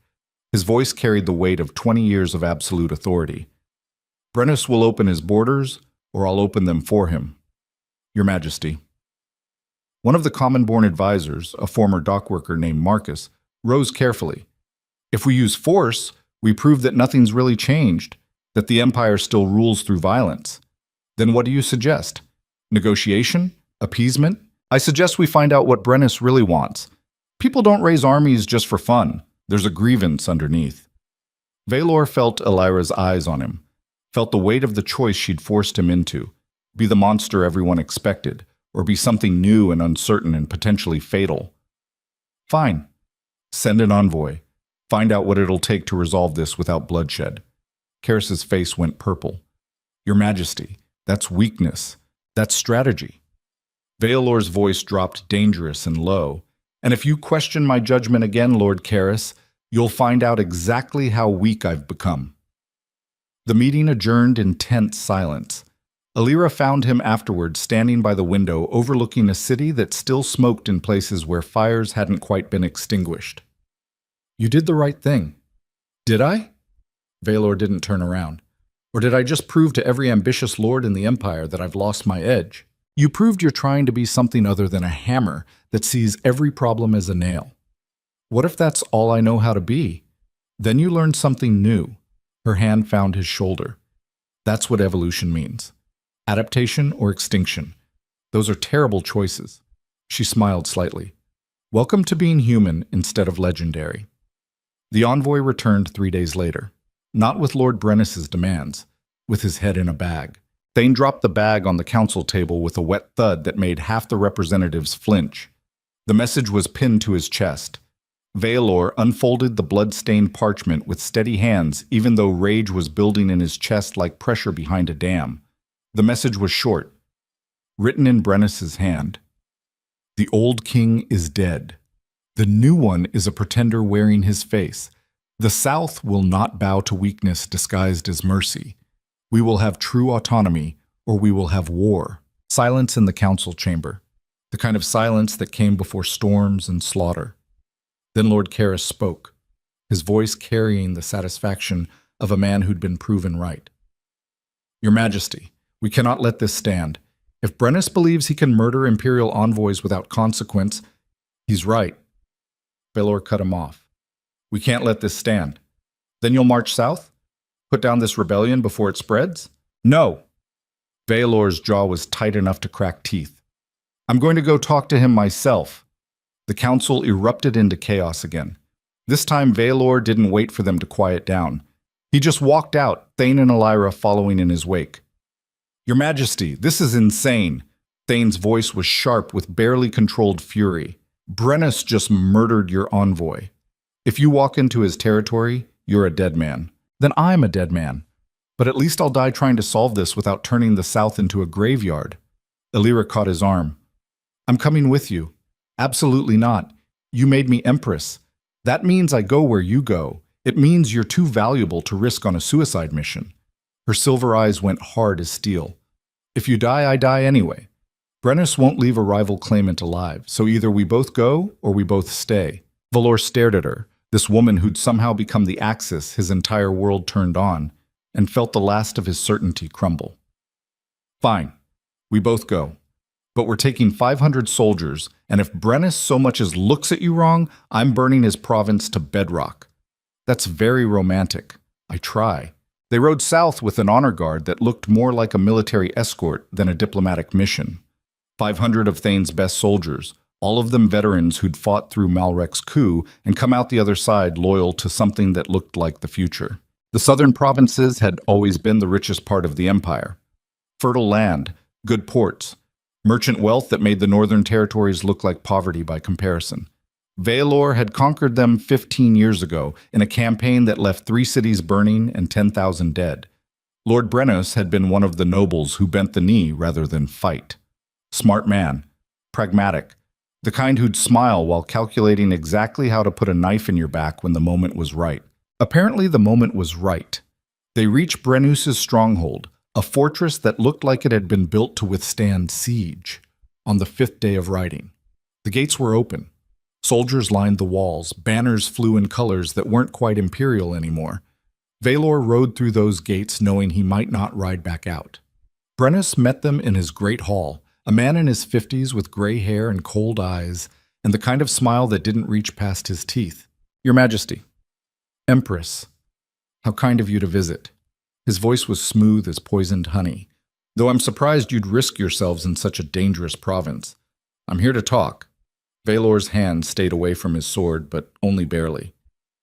"You killed my envoy. That's an act of war." "No." That was a response to tyranny dressed as reform. Brennus gestured to the guards lining the hall. "You come here talking about autonomy and rebuilding, but you're still the same man who burned my cities and killed my people. You just have a prettier face to hide behind now." Illyra stepped forward before Valor could respond. "Lord Brennus, what would it take for you to believe the Empire is changing?" Brennus's eyes slid to her, cold and assessing. "For you to abdicate, both of you. Let the provinces choose their own leadership instead of pretending a tyrant can reform. That's not happening." Valor's voice was flat. "Then we have nothing to discuss." Brennus raised his hand and 50 crossbows appeared along the upper gallery, all of them aimed at Valor and Illyra. Valor's soldiers moved instantly, shields up, weapons drawn, but they were in a killing box. Brennus had planned this perfectly. "You're making a mistake." Valor's voice carried that edge of violence that had made men piss themselves for 20 years. "Kill me, and you'll have the entire Imperial army at your gates within a week. Kill you, and the Empire fractures into a dozen warring provinces. That's not a threat. That's a liberation. This is what happens when you build an empire on fear and then try to transform it into something else. The foundation doesn't just crack. It explodes from every weak point at once, and everyone who'd been too terrified to move suddenly sees their chance." Valor had known this moment was coming, had felt it building like storm pressure. He just hoped he'd have more time. Illyra's voice cut through the tension. "If you kill us, you're just proving that nothing can change. That violence is the only language empires speak. Maybe that's the truth you've been too naive to see, or maybe you're too afraid to find out if there's another way." Brennus's face darkened. "I'm not afraid of anything, girl." "Then lower the crossbows and talk, unless you'd rather be remembered as the coward who murdered peace envoys because he was too scared to negotiate." The silence stretched like wire about to snap. Then Brennus lowered his hand. The crossbows didn't disappear, but they weren't quite as aggressively aimed. "You have 1 hour to convince me you're worth keeping alive. After that, we'll see if your new empire is as noble as you claim." They talked for 3 hours. Brennus laid out grievances that went back decades, taxes that bled the provinces dry to fund northern wars, trade restrictions that crippled southern merchants, the systematic extraction of wealth and resources to build Valor's war machine. All of it true. All of it damning. Valor didn't try to deny any of it, didn't make excuses, just listened and felt the weight of 20 years of exploitation settle on his shoulders like physical burden. When Brennus finally finished, Valor spoke quietly. "You're right, about all of it. I built this empire by taking everything I could from anyone weaker than me. And now I'm trying to fix it, and discovering that fixing means dismantling half of what keeps it functioning. So why should I believe you'll actually follow through? Because if I don't, men like you will tear the empire apart, and we'll have 50 years of civil war where everyone loses." Valor met Brennus's eyes. "I'm not asking you to trust me. I'm asking you to trust that I'm desperate enough to actually change because the alternative is watching everything collapse. That's not exactly inspiring. It's honest." Illyra's voice was steady. "And honesty is more valuable than inspiring when you're trying to build something real." Brennus studied them both for a long moment. Then, slowly, "What are you offering?" "True autonomy, tax sovereignty, military independence within your borders, a seat on the Imperial Council for every provincial governor, and reparations for the wealth extracted over the last 2 decades. That's everything I demanded." "Yes." "Why?" Brennus's voice was sharp with suspicion. "What's the trap?" "No trap. Just recognition that the old empire is dead whether I admit it or not." Valor's hands were steady on the table. "I can either fight to maintain a corpse, or I can help build something new from its bones." And if I refuse, then you kill me and find out if the southern provinces can survive the civil war that follows. Probably not, but at least you'll have made your point. Another silence, longer this time. Then Brennus stood. I accept your terms. But understand this, the moment you violate them, the moment you show any sign of becoming the old monster again, we'll rise up and finish what Malrek started. Fair enough. They sealed the agreement in blood because that's what provincial law required. Old magic, binding oaths, the kind of thing that made the betrayal sting even worse when it came. They were halfway back to the capital when the ambush hit, not from Brennus's forces, from Imperial soldiers, Thane's own garrison, the men Vaelor had trusted most. The attack came at night in a narrow canyon where retreat was impossible. 100 soldiers turning on their king with the coordination that meant planning, preparation, betrayal that ran deep. Vaelor fought like the monster he'd spent 3 months trying not to be. His sword moved through flesh and bone, each strike efficient and brutal. Beside him, Illyra's guards formed a wall around her while she screamed at them to stop, to explain, to give her anything that made sense. Thane appeared through the chaos, his face carved from stone, his sword drawn. Vaelor felt something break inside his chest. Not you. I'm sorry. Thane's voice was flat. But this has to end. Why? Because you're killing the Empire with kindness. Because the men don't trust you anymore. Because every concession you make to provincial lords and common-born advisors just proves you've lost the edge that kept us alive. So you're going to murder me to save the Empire from peace? I'm going to restore what you destroyed, the Alpha King who conquered half the world, not this weak pretender who apologizes for his victories. The duel was fast and vicious. 2 men who'd fought side by side for 15 years trying to kill each other in a canyon that stank of betrayal and blood. Vaelor was better, stronger, more desperate. But Thane had backup. The blade came from behind, one of the soldiers Vaelor had personally promoted, driving steel through his back and out through his chest.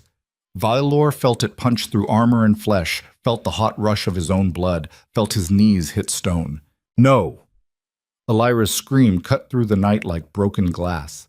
She was moving before anyone could stop her, her hands already glowing with healing light. But this wound was bad. This wound was the kind that ended kings. Thane stood over them, his face empty of everything except grim satisfaction. It's over. The Empire is mine now. Illyra looked up at him, her silver eyes burning with rage that Vaelor had never seen before. You think killing him makes you king? You think the provinces will bow to you? You think anyone will follow a man who murdered his commander in the dark? They'll follow strength. That's all they've ever followed. Then you don't understand anything about what we've built. You haven't built anything. You've just painted over rot and called it renovation. Thane raised his sword for the killing blow. The arrow took him through the throat. He went down choking, his hands clutching at the shaft, his eyes wide with shock and betrayal that mirrored Vaelor's own. Castor Vane emerged from the darkness with 200 southern soldiers at his back. Sorry we're late. The old general's voice was dry. Had to make sure we timed this right. You knew. Vaelor's voice was weak, blood soaking through Illyra's hands no matter how much healing light she poured into him. You knew Thane was going to betray us. Suspected. Vane knelt beside them. The Empress sent me a message 3 days ago asking me to follow at a distance. Said she didn't trust the northern garrison. Illyra met Vaelor's eyes. I could see it in Thane's face at the council, the way he looked at you like you were already dead. You should have told me. Would you have believed me? Or would you have trusted your commander? Vaelor didn't have an answer for that. The pain was spreading now, turning everything gray at the edges. He could feel his body shutting down, system by system, the same way he'd watched hundreds of men die on dozens of battlefields. Stay with me. Illyra's voice was desperate now. Don't you dare die on me. Not planning to. The words came out bloody and weak. Vane was issuing orders, securing the canyon, dealing with the surviving traitors. His voice seemed to come from very far away. How bad? Illyra's question was directed at someone Vaelor couldn't see. Bad. A healer's voice, professional, detached. The blade pierced a lung and possibly the heart. Even with medicine craft, I'd say he has minutes. Then we use everything. Alira's hands blazed brighter. Every technique, every forbidden method. I don't care what it costs. My lady, some of those techniques require sacrifice. Then I'll pay it. Just save him. Valor felt something change in the air around them, felt power flowing from Alira into him that was deeper and darker than normal healing magic. Felt her life force mingling with his, binding them together in ways that would have consequences neither of them could predict. Stop. His voice was barely a whisper. You'll kill yourself. Then we die together. Her face was set with determination that would have terrified him if he had the energy for fear. You don't get to leave me alone in this empire. The power kept flowing, kept burning through her and into him, knitting flesh, restarting systems, pulling him back from the edge of the final darkness. When it was over, Alira collapsed across his chest, her breathing shallow, her skin pale as death. But Valor was alive. They made it back to the capital 4 days later. Valor could barely stand. Alira was unconscious more often than not, the cost of saving him draining her in ways that no amount of rest seemed to heal. Vayne had taken command of the combined force, executing the surviving traitors and sending word ahead about what had happened. The city received them in stunned silence. The Alpha King nearly murdered by his own soldiers, saved by the Empress who'd sacrificed her own health to heal him, rescued by Southern forces that should have been their enemies.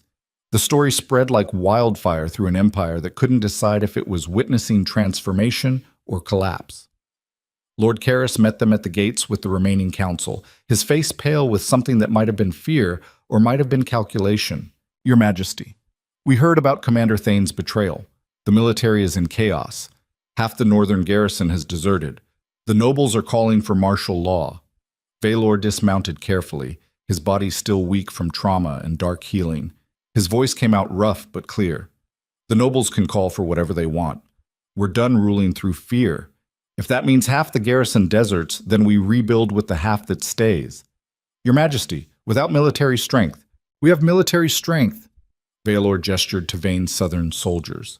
We have the loyalty of men who chose to follow us instead of being forced to. That's worth more than 10 northern garrisons. That's treason you're speaking. No, that's evolution. Adapt or die, Lord Karras. Those are the only choices left. Karras's face went purple, but he didn't argue further. Smart man, knew when he was beaten. Valor carried Alira himself to their chambers, refusing help, refusing to let anyone else touch her. She stirred in his arms as he laid her on the bed. Did we make it? We made it. Good. Her eyes fluttered closed again. Because I'm going to sleep for about 3 days and you're not allowed to start any wars while I'm gone. Deal. He sat beside her as the city settled into uneasy peace outside, feeling the weight of everything that had changed pressing down on him like the sky. Thane's betrayal had proven what he'd feared most, that you couldn't transform an empire built on fear without some of that fear turning inward, eating its own foundation. That the moment you stopped being the monster, everyone who'd built their identity around serving the monster would try to put the mask back on your face. But Alira had also proven something else, that there were people willing to pay the price for change. That transformation didn't mean weakness. It just meant different kinds of strength. The question was whether that would be enough. The council met 3 days later in the reconstructed throne room. Alira was still weak, but she insisted on attending, sitting beside Valor in a throne they'd built to match his own. The symbolism wasn't lost on anyone. Lord Karras stood to deliver his report. The northern territories are in open revolt. 6 provinces have declared independence following Thane's execution. The western merchant houses are refusing to pay taxes. The eastern military districts are demanding new leadership before they'll confirm their loyalty. How many soldiers do we have left? Valor's voice was steady despite the chaos. 10,000. Maybe, if we're lucky. And how many are marching against us? Unknown, but estimates range from 30 to 50,000, so we're outnumbered 5 to 1. Valor looked around the council chamber. Anyone want to tell me how we survived this? Silence, the kind that came before capitulation. Then Caster Vayne spoke from his position near the back. We don't survive it by fighting. We survive it by proving we're worth following. How? Karras's voice was sharp with desperation. We've given them everything they asked for and they still want more. Because they don't want concessions. Vayne moved forward. They want to see if you'll break under pressure. If you'll revert to the old ways when things get hard. Every rebellion, every province that breaks away, that's a test. Then we're failing. Karis gestured at the reports. Half the empire's in revolt. Half the empire is waiting to see what you do next. Vane met Valor's eyes. The question isn't whether you can crush them. Everyone knows you could burn those provinces to bedrock if you wanted. The question is whether you'll choose something different, even when it might kill you. Elira spoke for the first time, her voice weak but clear. We choose different. That could mean the end of the empire. Then it ends. But at least it ends trying to be something better than it was. Valor looked at his empress, at this woman who'd nearly died saving him, who'd transformed from a common-born healer into the spine of a new world. Then he looked at the council, at the nobles and soldiers and common advisors all waiting for him to make a choice that would define what came next. Send word to every province in revolt. Tell them I'm coming personally, unarmed, to negotiate. The council erupted into chaos. Your Majesty, that's suicide. That's trust. Valor's voice cut through the noise. I'm going to walk into their territories with nothing but my word and see if that's enough. And if it's not, if they kill me for trying, then at least I'll die having proven that the Empire was trying to change. And if you die, Karis's voice was shrill, what happens to us? Then Empress Elira rules. And she finishes what we started. Elira's hand found his under the table. You're insane. Probably. But I'm out of other options. Valor stood, his body still aching from wounds that would take months to fully heal. We built this empire on fear and violence. Time to find out if we can save it with something else. He walked out of the council chamber knowing he'd just committed to the most dangerous gamble of his life. Either the empire would transform or it would collapse. Either way, the old world was dead and something new was being born in its place. And Valor had no idea if he'd live long enough to see what that new world looked like. The first province Valor rode into unarmed was ready to kill him on sight. He could see it in their eyes. The provincial militia lined up along the ridge, crossbows loaded, faces hard with the kind of hatred that only came from generations of oppression finally finding a target. Behind them, Lord Kaelin's fortress flew banners that weren't imperial anymore, just black and crimson. The colors of rebellion. Elira rode beside him despite every argument he'd made to keep her safe in the capital. Her face was still pale from the healing that had saved his life, but her silver eyes were sharp as broken glass and twice as dangerous. This is a bad idea, she said quietly. All my best ideas are bad ones. That's how you know they might actually work. They passed through the militia line in silence so thick it felt like drowning. 100 men with weapons trained on the king who'd burned their cities 15 years ago, who'd executed their fathers and brothers for the crime of not bowing fast enough. Valor kept his hands visible, kept his spine straight, kept riding like a man who wasn't 3 seconds from death at every moment, because that's what leadership meant now. Walking into the fire unarmed and trusting that something other than fear would keep you breathing. Lord Kaelin met them in his great hall with a face carved from old anger and fresh opportunity. He was younger than Valor expected, maybe 30, with the kind of lean hunger that came from watching your family kneel to tyrants your whole life, and finally seeing a chance to stand. Your Majesty. The title came out like an insult. How kind of you to grace us with your presence. Unarmed, I'm told. That's either very brave or very stupid. Probably both. Valor dismounted slowly, his ribs still aching from the wound that should have killed him. I came to talk. We're past talking. Kaelin's hand rested on his sword hilt. You gave us autonomy, and then your commander tried to take it back with violence. Why should we believe anything you say? Because Thane's dead. Because he betrayed me the same way he would have betrayed you. Valor met the younger man's eyes. And because I'm standing here without a weapon, which means you can either kill me and prove that violence is the only language empires speak, or you can listen and maybe we build something different. Different how? You've been building this empire on our backs for 20 years, I know, and I'm here to admit that was wrong and figure out how to fix it. The words hung in the air like smoke after a fire. Around the hall, provincial soldiers watched with the kind of attention that meant they were listening even if they didn't want to be. You can't fix 20 years of exploitation with an apology. Kalen's voice was sharp. My father died in your siege of Iron Gate. My mother starved when you confiscated our grain reserves. You think saying sorry makes that disappear? No, but maybe actions do. What actions? Violor pulled a sealed document from his coat. Full reparations, complete tax sovereignty, military independence. And this, he placed it on the table between them. Formal recognition that the Empire doesn't own you anymore. That you're free to govern yourselves however you see fit. Kalen stared at the document like it might be poisoned. Why now? Why not 10 years ago before half my family was dead? Because 10 years ago I was still the monster who thought power meant crushing everyone weaker than me. Valor's voice was flat, honest. And it took losing almost everything to realize that kind of power just builds empires that eventually eat themselves alive. The hall was silent except for the crackle of torches and the distant sound of wind through stone. Then Elira spoke, her voice carrying that strange authority that came from someone who'd nearly died and decided death wasn't as scary as staying silent. You can kill him. Execute the tyrant who destroyed your family. And then what? You fight the next king who comes with bigger armies and less mercy? You turn your province into a battlefield for the next 50 years while everyone's children die in wars they didn't start? Better than bowing to the man who killed my father. Is it? Or is it just another kind of slavery? She moved forward, her healer's instinct reading the room like a physician reading symptoms. Revenge feels good, feels righteous, but it doesn't rebuild cities or feed starving families or create anything that lasts longer than the satisfaction of watching your enemy die. You're asking us to forgive the unforgivable. No, I'm asking you to choose whether you want justice or just more blood.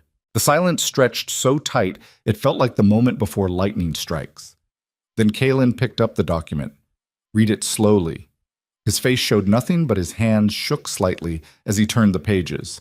When he finished, he looked up at Valor. If I sign this and you violate it, I'll kill you myself. Fair enough. And if you become the monster again, if you forget what you're promising here, I'll make sure your death is slow enough that you remember every person you destroyed to build your throne. I wouldn't expect anything less. Kalen signed, his hand steady now, his eyes meeting Valor's with something that wasn't quite forgiveness, but might someday become something like respect. 1 province down, 5 more to go. The second province tried to kill him. Lord Marin didn't bother with conversation, just sent assassins in the night like a message written in poison and steel. Valor woke to a blade at his throat and the kind of clarity that only came when death was close enough to smell. He broke the assassin's wrist, took the knife, drove it through the man's eye socket before his body fully registered being awake. 2 more came through the window.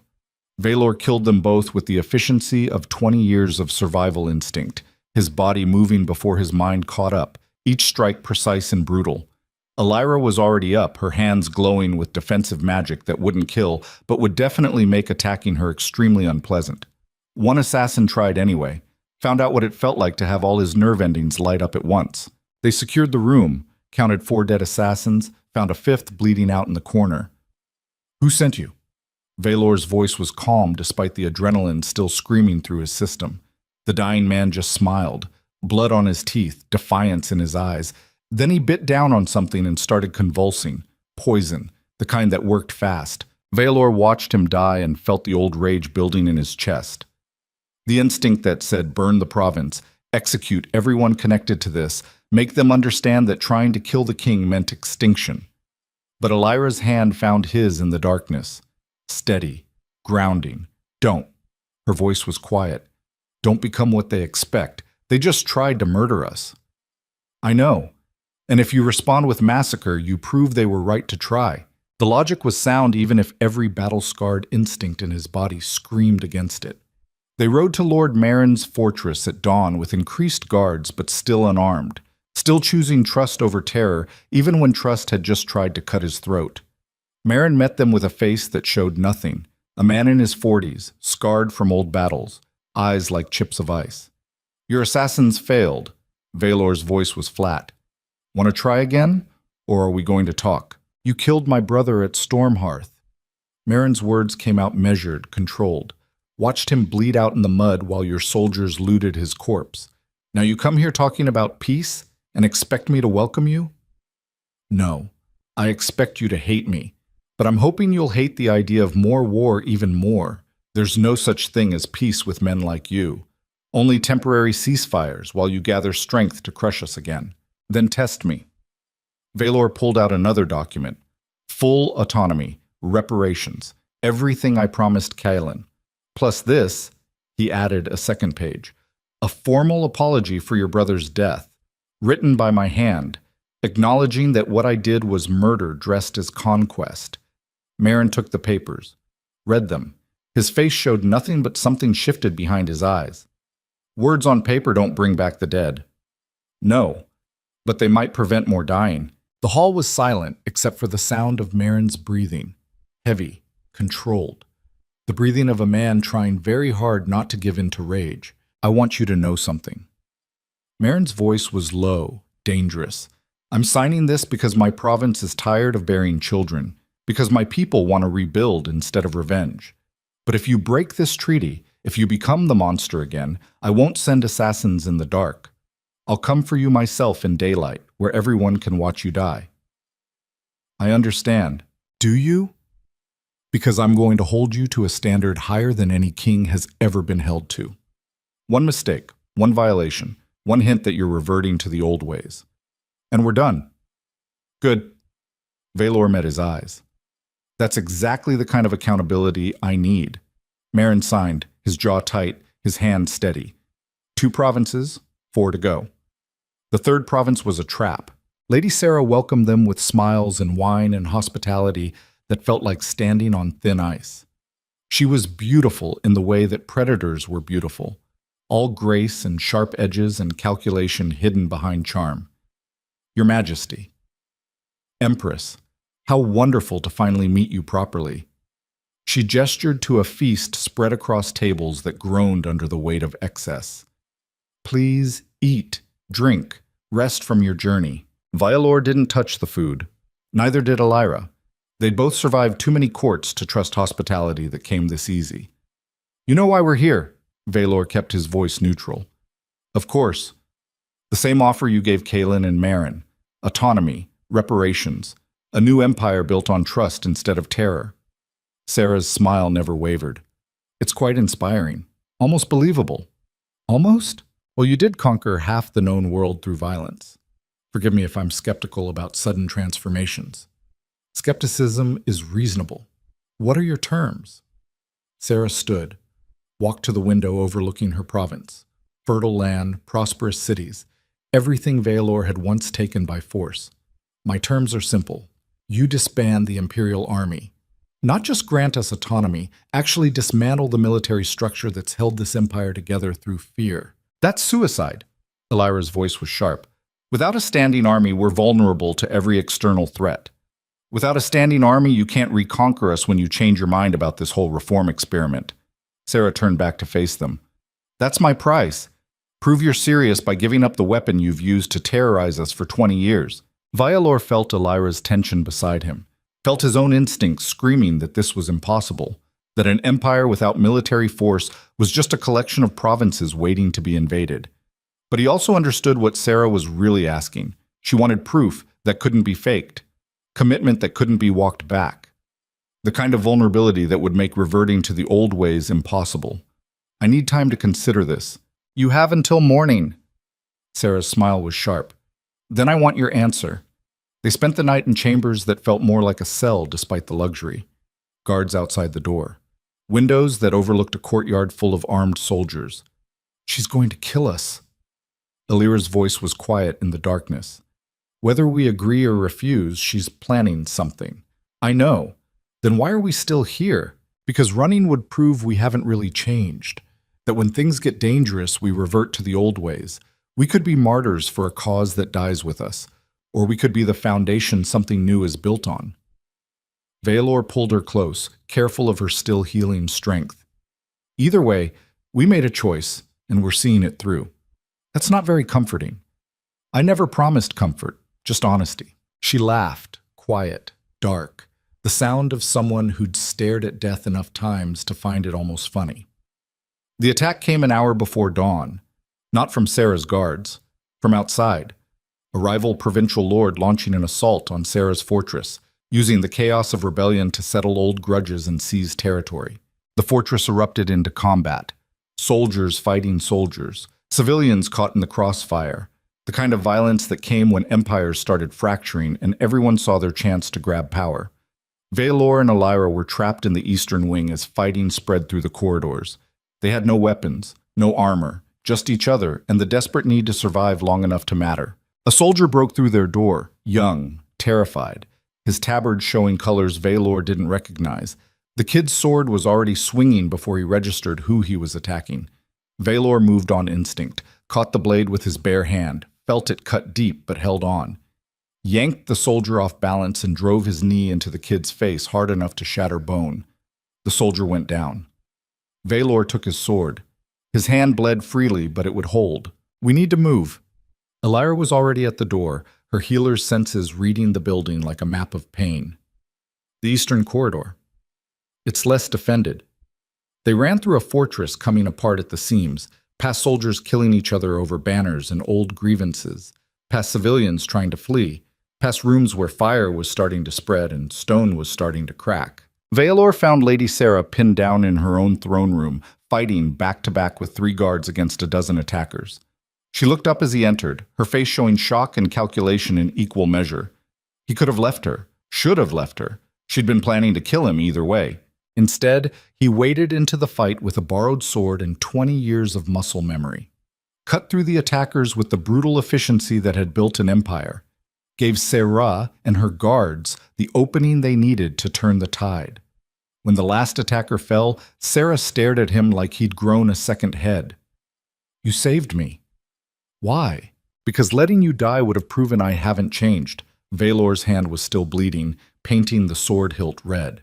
"And because maybe this is what the new empire looks like, helping each other survive instead of killing each other for power."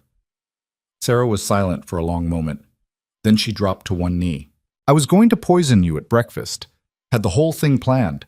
But a man who saves his enemy when he could walk away." She looked up, her eyes showing something like respect. "That's a king worth following. 3 provinces, 3 more waiting." They rode north to face Lord Brennus, the man who'd started this cascade of rebellion by murdering Vaelor's envoy.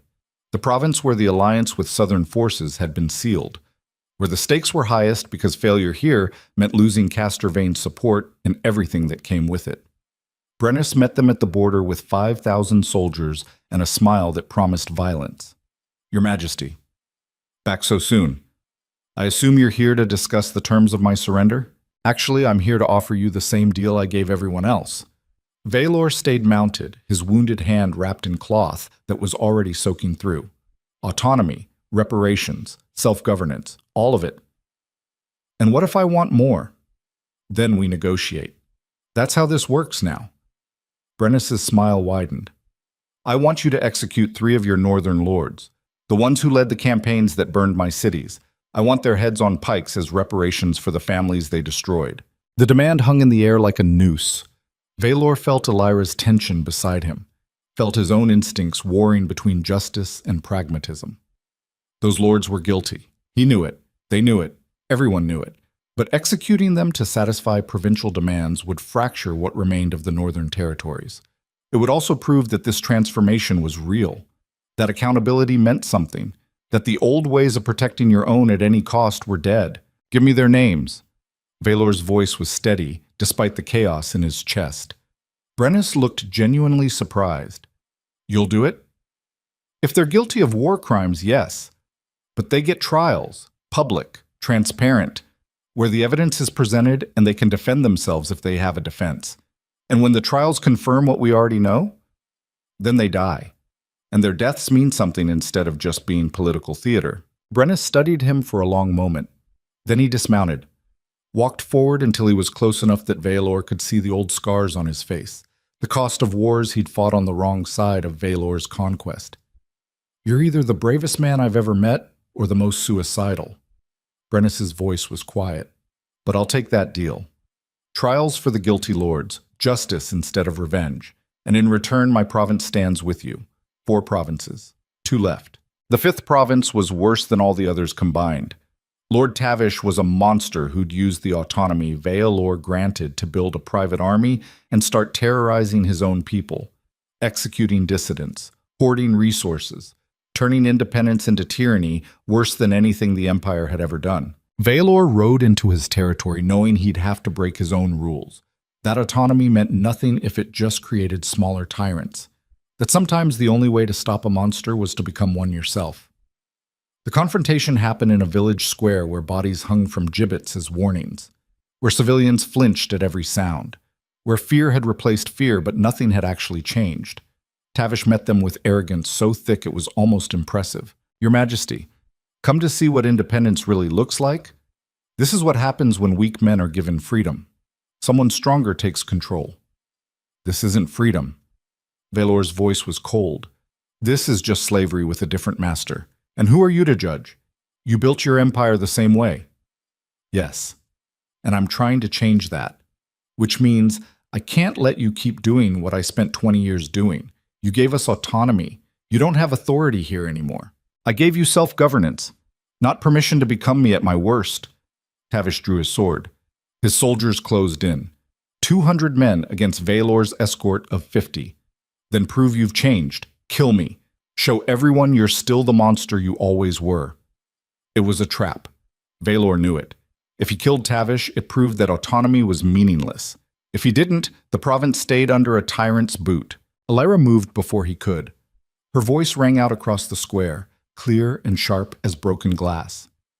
"People of this province, you've been given the chance to govern yourselves, to choose your own leaders, to build something better than what came before." She gestured to Tavish. "Is this what you choose? A man who rules through the same fear that your empire used?" The villagers were silent, terrified, ground down by months of oppression. Then one person stepped forward. An old woman with scars on her hands and rage in her eyes. "No." Her voice was quiet but steady. "This isn't what we want." Another person stepped forward, then 3 more, then a dozen. The crowd growing braver as they realized they outnumbered Tavish's soldiers 10 to 1 if they just decided to act. Tavish's face went pale. "You dare!" "We dare." The old woman's voice was stronger now. "Because she's right. We were given freedom and we let you turn it into a cage. That's on us. But it ends now." The village rose up, not with violence, just with bodies, surrounding Tavish's soldiers, making it clear through sheer presence that the tyrant's time was over. Tavish looked at Veilor, his face twisted with fury and fear. "You planned this." "No." Veilor's voice was quiet. "They did. Because that's what actual freedom looks like. People choosing for themselves instead of waiting for someone else to save them." Tavish was arrested by his own people, tried by a council of villagers, executed 3 days later not by imperial decree but by provincial justice. 5 provinces. 1 left. The last province was the hardest. Lord Rycroft had been one of Veilor's most loyal commanders during the conquest, a man who'd fought beside him through the worst campaigns, who'd saved Veilor's life at Stormhearth and nearly died doing it.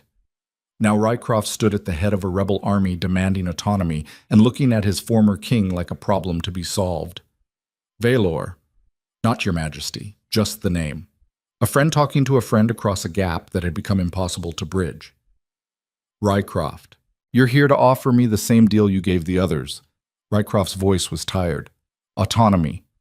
Reparations. A new empire built on trust. Yes. I'm going to refuse. The words hit harder than expected. Why? Because I know you. Rycroft moved closer. I fought beside you for 15 years, watched you become the monster that legends feared, and now you're trying to convince me, convince everyone, that you've changed.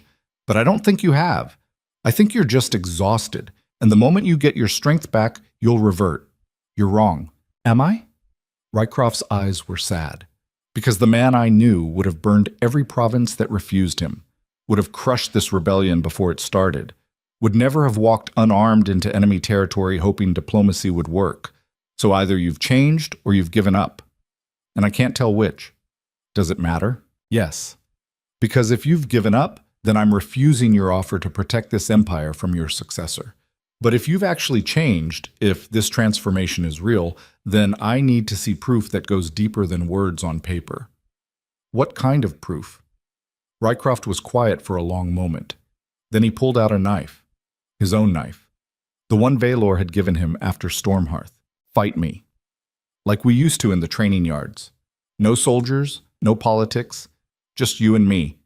And if you win, I'll believe you've still got the strength to hold this empire together through the transformation. If I win, he shrugged, then I take your place and we'll see if I can do better. Elira's voice was sharp. This is insane. Probably. Rycroft's eyes never left Valor's, but it's the only way I'll know for sure. Valor looked at this man who'd been his brother in all but blood, who'd fought beside him through hell, who now stood as the final obstacle between the old empire and whatever came next. Then he nodded once. The fight happened at dawn in an empty field between the armies. No ceremony, no spectacle, just two men with knives and 20 years of history between them. Rycroft moved first, fast and efficient, the way Valor had taught him. The blade came in low, aiming for the ribs where Valor was still healing. Valor deflected, countered, his body moving on instinct even though his mind was screaming that this was wrong, that fighting his friend proved nothing except that violence was the only language he really spoke. They circled each other, old partners who knew each other's moves. Each feint was anticipated, each strike was countered. Blood on both sides. Not fatal, not yet. But close enough. You've gotten slow. Rycroft's voice was strained. The wound in your ribs, it's limiting your rotation, and you're telegraphing your attacks. Trying too hard to end this quick. They came together again, blades scraping, bodies colliding, the kind of brutal close combat that only worked when both fighters knew exactly what the other was capable of. Then Valor did something Rycroft didn't expect. He dropped his knife. The move was so sudden, so unexpected, that Rycroft's blade stopped inches from Valor's throat. What are you doing? Proving I've changed. Valor's voice was steady despite the steel at his neck. The old me would fight until one of us was dead, would never stop, would burn the world down before admitting weakness. But I'm done with that. If you think you can do better, if you think killing me is what this empire needs, then do it. I won't stop you. The field was silent except for harsh breathing and the distant sound of armies waiting. Rycroft's hand shook. His eyes showed something that might have been respect or might have been grief. Then he lowered the knife. You magnificent bastard. His voice was rough. You actually meant it. Every word. Rycroft stepped back, sheathed his blade. Looked at Valor like seeing him for the first time. I'm with you. Not because I think you'll succeed, but because a man who'll give up his weapon in the middle of a fight, that's someone trying to be something better than what they were. 6 provinces.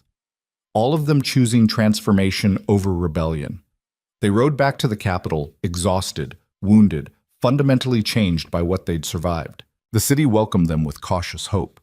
The kind that came when people started believing that maybe, possibly, the nightmare was ending and something new was beginning. But Valor knew better, knew that the hardest part was still coming, because Lord Karis was waiting at the palace gates with the remaining northern lords. And their faces showed the fury of men who'd watched their king give away the empire they'd helped him build. Your Majesty, Karis's voice was cold.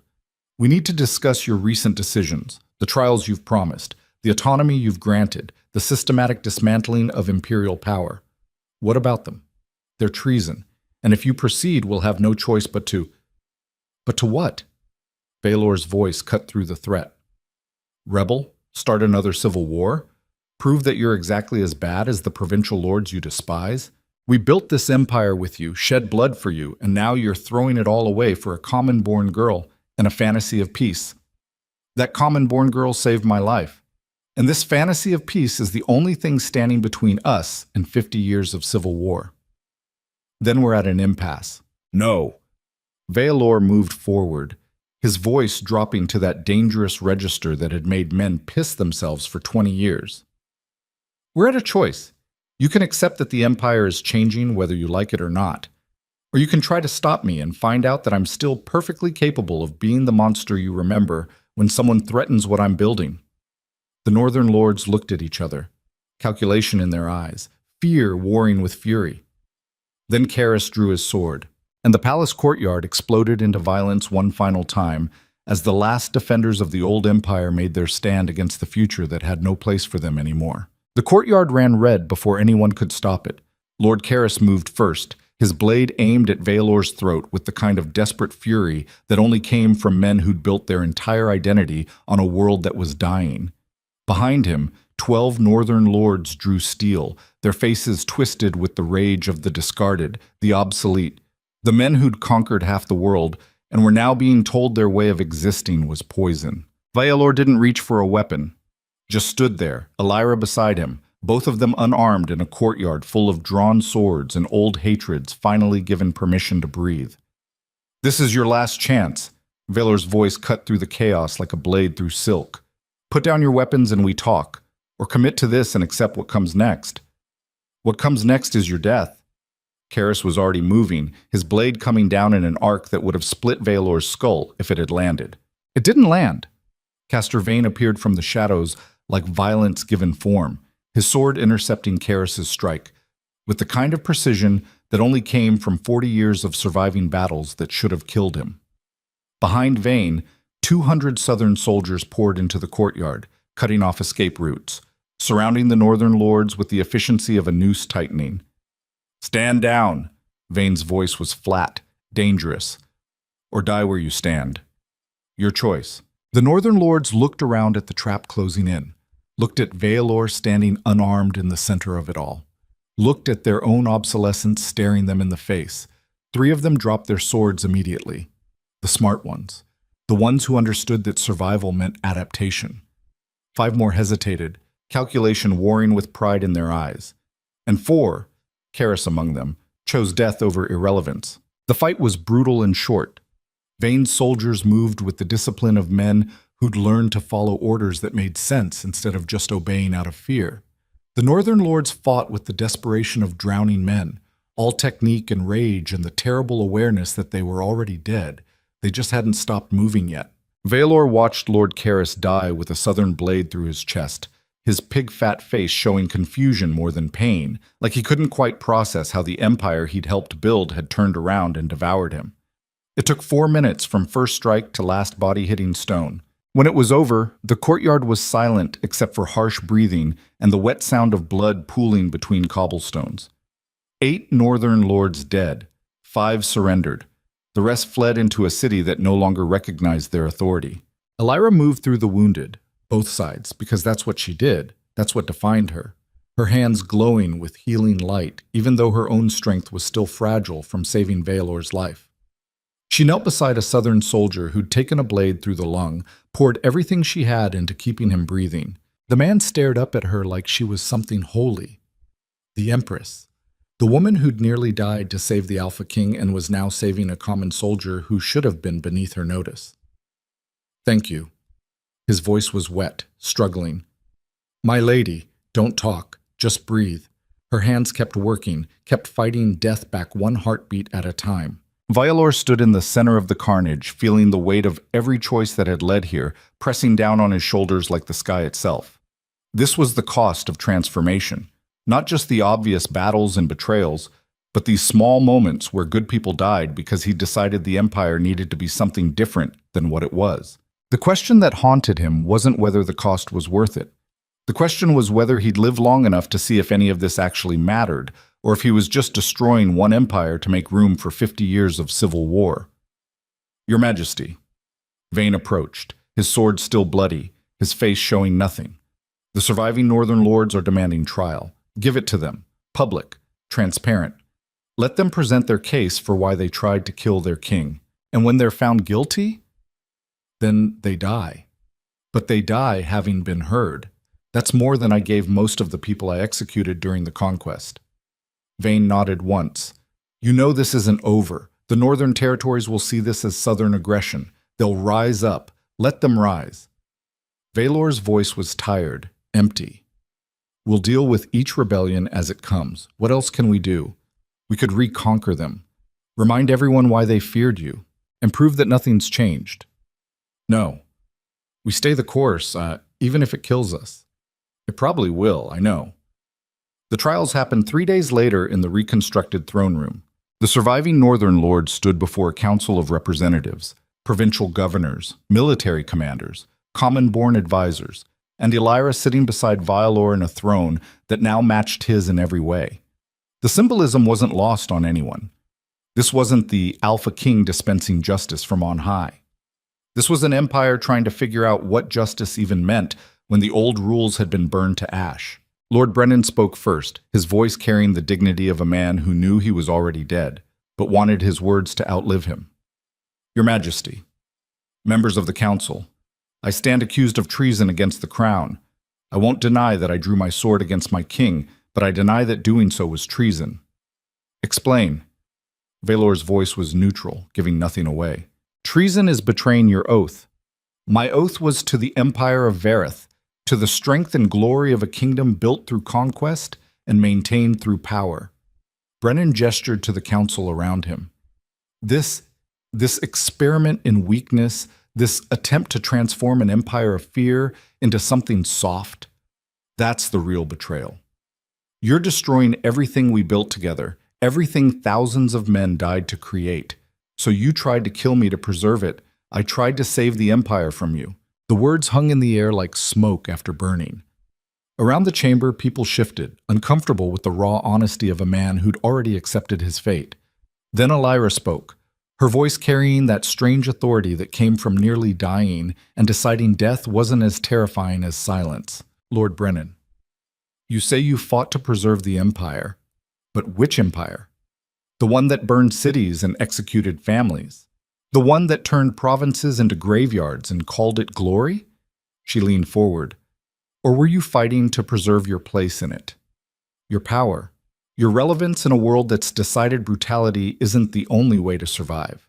My place was earned through blood and sacrifice. So was the suffering of everyone you helped conquer. The chamber went silent, that particular truth hanging between them like a blade. Brennan's face showed nothing, but something shifted behind his eyes. The first crack in the certainty that had carried him through 2 decades of violence. The council debated for 3 hours, voices raised in argument, different philosophies of justice crashing against each other.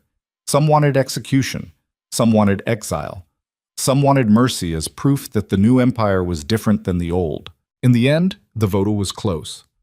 Execution won by a single voice. Vialor stood to deliver the sentence and felt every word like broken glass in his throat. Lord Brennan, you've been found guilty of armed rebellion against the crown. The sentence is death. But before that sentence is carried out, I want you to understand something. His voice was quiet, but carried to every corner of the chamber. You're right, about most of it. I am destroying the empire we built together, because that empire was a cancer eating itself alive, and if I didn't cut it out, there'd be nothing left to save. You died trying to preserve something that was already rotting. I'm trying to build something that might actually last. You'll fail, probably. But at least I'll fail trying. The execution happened at dawn 3 days later, public, clean. Brennan walked to the block with his head high, his spine straight, a man dying for principles, even if those principles were monstrous. Vialor watched from the platform, Elira beside him, both of them bearing witness to the cost of transformation. To the reality that change didn't come clean and easy. It came covered in blood and compromise and the deaths of men who'd once been brothers. When the headsman's blade fell, Vialor felt something break inside his chest that he didn't think would ever heal right. The northern territories exploded into rebellion within a week. 3 provinces declared independence. 2 more demanded Vialor abdicate in favor of military rule. The garrison at Iron Gate mutinied and marched south with 10,000 soldiers who still believed strength meant conquest. Vialor stood in the war room, staring at maps that showed his empire fragmenting in real time, and felt the old rage building in his chest. The instinct that said burn them all, crush the rebellion, remind everyone why they feared the Alpha King. But that instinct was exactly what had created this mess in the first place. We can't fight them all? Elira's voice was quiet beside him. We don't have the numbers. I know. Then what do we do? Vialor looked at her, this woman who'd stepped between him and a knife, who'd nearly died saving his life, who'd become the axis his entire world turned on. And in her silver eyes, He saw the answer he'd been running from since the moment Malrek launched his coup. We let them go. The words felt like tearing out his own spine. Thane looked up sharply. Your Majesty, if we allow the northern territories to secede, then we prove that autonomy means something.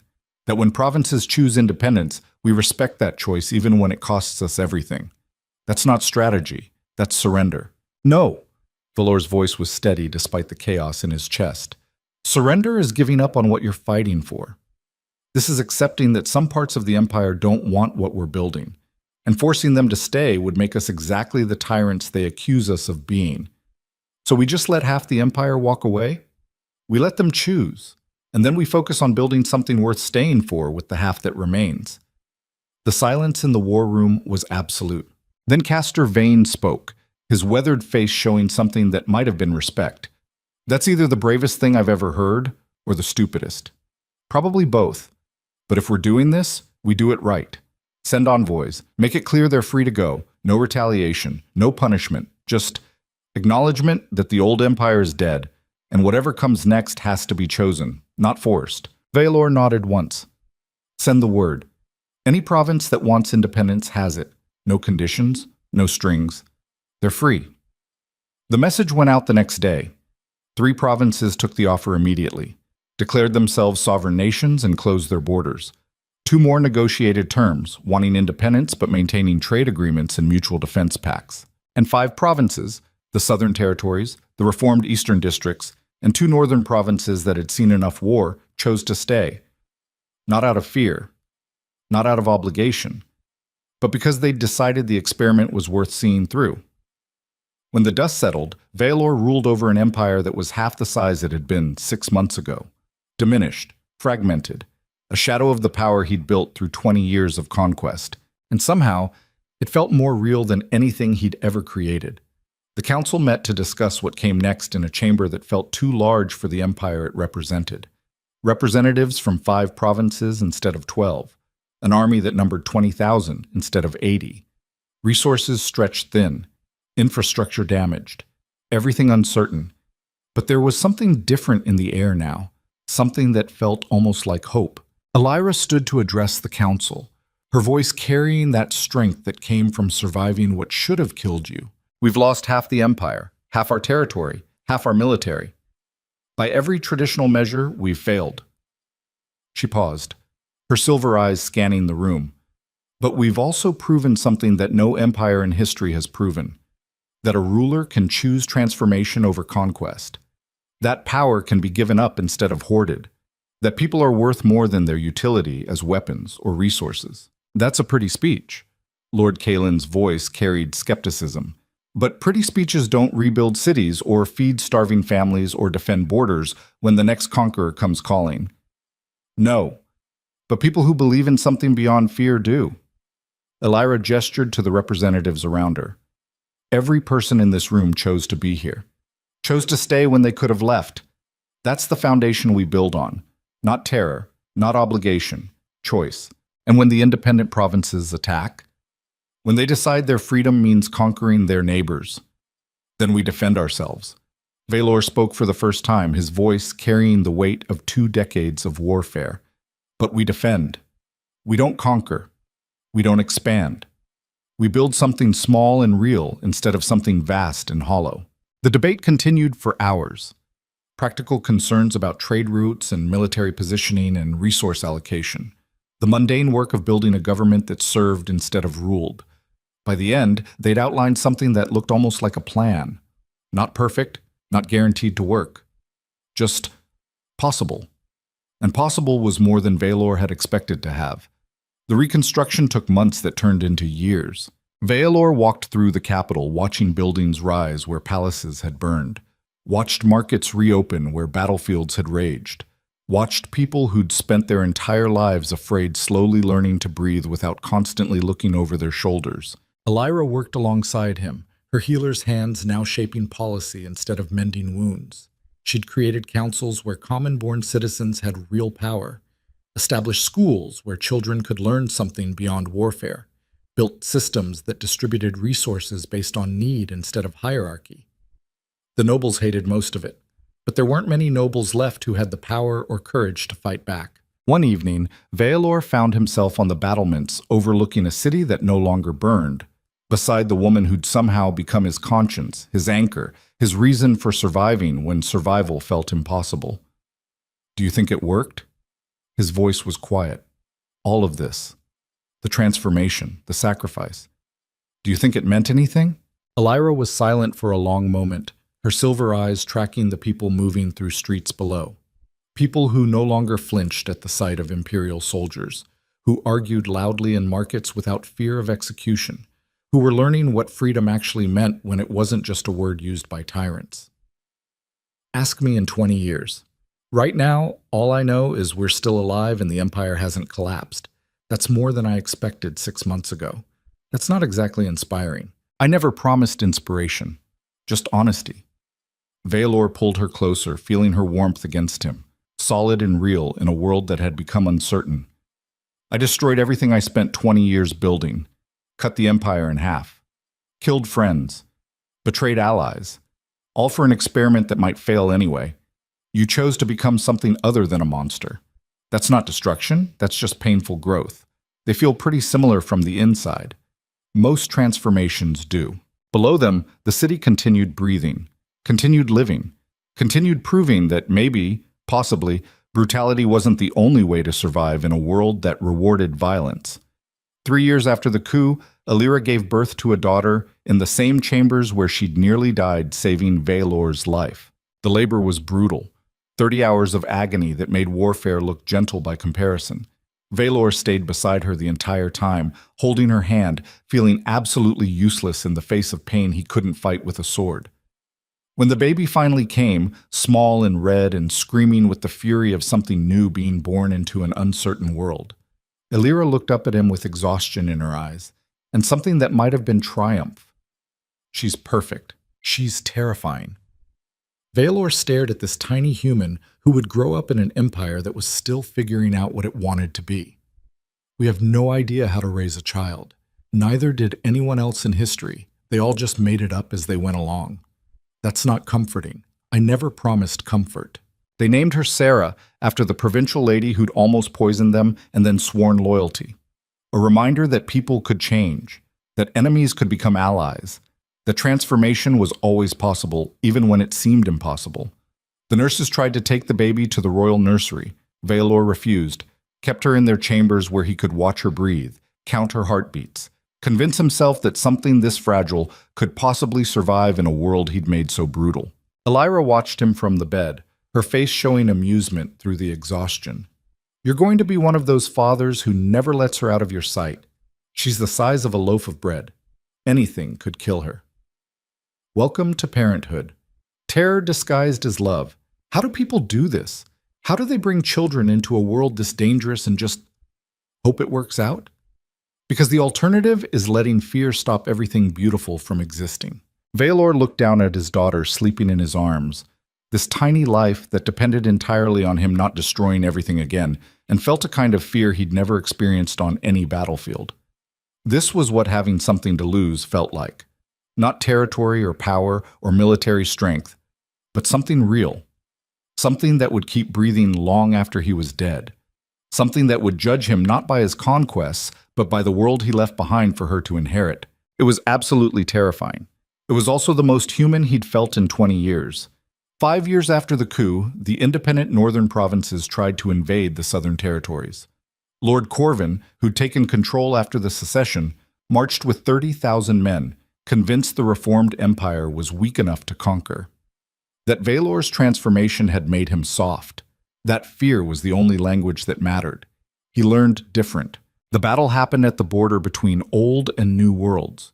Veilor led the defense personally, his sword moving with the brutal efficiency of a man who'd never forgotten how to be a monster, who'd just learned when to let the monster out. The fighting lasted 3 days. Brutal. Costly. The kind of war that left scars on everyone who survived it. But Veilor's forces won. Not through superior numbers, through superior commitment. Soldiers fighting for something they believed in instead of something they feared. Citizens defending homes they'd chosen instead of territories they'd been forced to serve. When Lord Corvin finally surrendered, wounded, furious, his army shattered, Vylor made him an offer. Go back to your province. Tell everyone what happened here. Tell them that the Reformed Empire is weak in some ways and absolutely unbreakable in others. Tell them we'll never conquer them, but we'll defend what's ours to the last breath. And then tell them that if they ever want to rejoin, the door is open. Corvin stared at him like he'd grown a second head. You're letting me live? I'm letting you learn. Same thing I had to do. Why? Because killing you just proves I'm still the monster everyone expects. And I'm trying very hard to be something different. Corvin left, lived another 30 years, never invaded again. But he also never forgot the empire that had beaten him and then offered him mercy when execution would have been easier. That story spread. Through the independent provinces, through the reformed territories, through the entire known world. The Alpha King who'd conquered half the world had been broken, transformed, rebuilt into something that looked almost human, and the empire he was building looked fragile and strange and somehow more terrifying than anything that had come before. Because monsters you could predict. Humans were far more complicated. 10 years after the coup, Vylor stood in the throne room that had been rebuilt 3 times, looking at maps that showed an empire that was small but stable. 5 provinces that had chosen to stay. Trade agreements with 3 of the independent territories. Defensive pacts with 2 others. The remaining provinces still hostile but no longer actively attacking. It wasn't the vast empire he'd built through conquest, but it was real in ways that old empire never was. Alira found him there as the sun set, her silver hair showing the first threads of gray, her face lined with the cost of a decade spent transforming an empire. Sro wants to know if you're coming to dinner. Apparently 10-year-olds get very upset when their fathers miss meals. Tell her I'll be there in a minute. You said that an hour ago. Alira moved to stand beside him, looking at the same maps he'd been staring at. What are you thinking about? Whether any of this mattered. Whether we just destroyed one empire to make room for another that'll become exactly as bad given enough time. That's cheerful. I never promised cheerful. She took his hand, squeezed once. Look at the map. Really look at it. What do you see? I see an empire that's a quarter the size it used to be. Territory I spent 20 years conquering, now independent. Power I killed thousands to gain, now given away. And what else? Vylor looked closer. Saw trade routes that moved freely without imperial taxation bleeding them dry. Saw provinces that had been war zones now producing surplus crops. Saw cities that had burned now rebuilding without fear of the next campaign. Saw his daughter growing up in a world where her father was feared by enemies but not by his own people. I see something that might actually last. That's more than most empires get. Is it enough? Ask the people who are alive because you changed. Ask the families that aren't starving because you reformed trade policy. Ask the soldiers who get to go home to their children instead of dying in conquest wars. She paused. Ask our daughter if it's enough that her father chose to be human instead of legendary. I'm not sure I succeeded at that. You're standing here questioning whether any of this mattered instead of burning provinces that defied you. I'd say that's pretty human. They walked back to dinner together. To a daughter who was growing up fierce and fearless and had no idea how much blood had been spilled to give her that freedom. To an empire that was small but real. To a life that was complicated and uncertain and absolutely nothing like the legend Vylor had spent 20 years building. And somehow that felt like victory. 15 years after the coup, Vylor got sick. Not battle wounds, not assassination attempts. Just the mundane reality of a body that had been pushed beyond its limits for too many years, that had taken too much damage, that was finally giving out from accumulated trauma. The healers were clear. Maybe a year. Probably less. His heart was giving out, systems shutting down one by one, the cost of decades of violence finally coming due. Vylor took the news like he'd taken every battlefield injury, with grim acceptance and the practical question of what came next. Alira was less accepting. She spent weeks trying every healing technique she knew, poured her own life force into him the way she had after Thane's betrayal, consulted with every healer in the Empire looking for solutions that didn't exist. Finally, exhausted and furious, she collapsed beside his bed in chambers that had seen too much death already. I can't lose you. Her voice was broken in ways that combat never broke. Not after everything we survived, not after we actually built something worth having. You're not losing me. Valor's hand found hers. I'm just finishing. There's a difference. That's not funny. Wasn't trying to be funny, just honest. I hate your honesty sometimes. I know. They sat in silence for a long time. The kind of silence that came when all the words had been used up and only presence mattered. Then Valor spoke quietly. You need to promise me something. What? When I'm gone, you keep building. You don't let the Empire revert. You don't let fear creep back in. You stay the course even when it's hard. I'm not you. I can't hold this together alone. You're better than me, always have been. You just need to believe it. That's not fair. Asking me to do this without you. I know.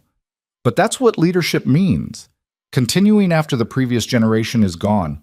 Making sure the transformation outlasts the people who started it. Elira was crying now, quiet, fierce, the tears of someone who'd spent a decade being strong and was finally admitting how much it cost. I love you. Her voice was barely a whisper, even when you were a monster, even when you scared me, even when I didn't know if you'd survive becoming human. I know. Valor pulled her close. And that's what saved me. Not the conquest, not the power, just you, refusing to let me stay a monster. They spent his last months together, walking through a city that no longer burned, watching their daughter grow into someone fierce and compassionate in equal measure, building memories that would outlast stone and steel. Valor died on a spring morning with Elira beside him and their daughter holding his hand. His last words were simple. Make it matter. Then he was gone, and the empire he'd transformed continued without him, fragile, real, human.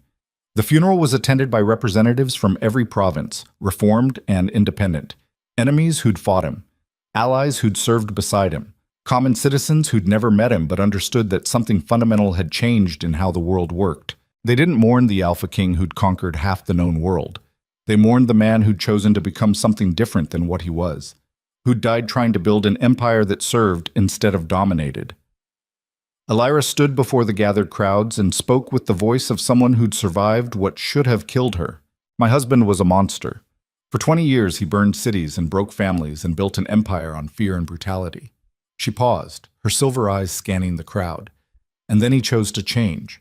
Not because it was easy, not because it guaranteed success, but because the alternative was watching everything collapse under the weight of its own cruelty. The transformation killed him. Slowly, over 15 years, each compromise, each concession, each choice to be human instead of legendary, it wore him down until there was nothing left.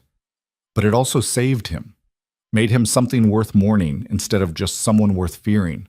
She gestured to the empire around her. This is his legacy, not the conquests, not the victories. This fragile, imperfect attempt to build something better than what came before. And now it's our responsibility to continue it, to prove that transformation doesn't die with the person who started it. The crowds were silent, listening. And in that silence, Elira felt something shift, felt the weight of leadership settle on her shoulders fully for the first time, felt the empire Valor had started becoming hers to finish. 20 years after the coup, Empress Elira ruled over an empire that had become something history had never seen before. Not the largest, not the most powerful, but stable in ways that empires built on fear never achieved, real in ways that legends never managed. 3 more provinces had rejoined. 2 remained hostile but no longer actively attacking. The rest had formed a loose federation of independent states that traded freely and defended each other when necessary. Sarah, now 25 and fierce as her mother, served on the council alongside common-born advisors and reformed nobles. Learning how to lead, how to continue the transformation her father had died creating. The palace had been rebuilt again, this time without torture chambers or dungeons. Just rooms where people worked and lived and argued about policy without fearing execution for disagreement. In the throne room, smaller now, less ornate, built for function instead of intimidation, Elira sat in a chair that matched the empty one beside her. The chair where Valor should have been, where his absence was still felt 20 years later. She was reviewing reports when Sarah entered, her face showing the urgency of someone who'd discovered something important. Mother, we've received word from the Northern Territories. Lord Corvin wants to discuss reunification. Elira looked up. The same Corvin who invaded 15 years ago? The same. He's old now, dying, wants to see the empire whole again before he goes. What are his terms? No terms.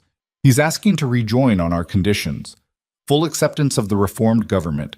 No special privileges. Just admission that the experiment worked and he wants to be part of it. Elira was quiet for a long moment. Then she stood, walking to the window that overlooked a city that had stopped burning 20 years ago and never started again. Tell him yes. Tell him the door was always open, and tell him I'm sorry it took this long for him to walk through it. Sarah nodded, started to leave, then turned back. Do you think Father would be proud of what we've built? Elira smiled, sad, real. The smile of someone who'd survived loving a monster who became a man. I think he'd say we haven't failed yet. And for him, that was always the highest praise. That night, alone in chambers that still felt too large without Valor beside her, Elira stood looking at the maps that showed an empire smaller than legend but larger than fear. She thought about the journey, about the girl who'd stepped between a knife and a king without thinking, about the monster who'd chosen transformation over conquest, about the years of blood and compromise and painful growth that had brought them here. She thought about Valor's last words, "Make it matter." And she understood finally what he'd meant. Not that the empire had to last forever, not that the transformation had to be perfect, just that it had to mean something, that the cost of all that blood and sacrifice had to produce something real, something human, something worth the price. Looking at the city below, at people living instead of surviving, at families growing instead of fracturing, at an empire breathing without fear for the first time in generations, she understood that they'd succeeded, not perfectly, not completely, but enough. The empire Valor had built through conquest had died. The empire they'd built through transformation was still growing, still learning, still becoming whatever it would become. And that was more than most empires ever achieved. Elira walked back to her desk, picked up the reports waiting for her attention, continued the work that would outlast her the same way it had outlasted Valor, because that's what legacy meant. Not monuments or statues or songs about battlefield glory, just the quiet persistence of continuing, of building something that might last, of proving that transformation was possible even when it seemed impossible. The Alpha King was dead, long dead, his legend fading with each year that passed. But the empire he'd died creating kept breathing, kept growing, kept proving that sometimes the most powerful thing a conqueror could do was choose to stop conquering.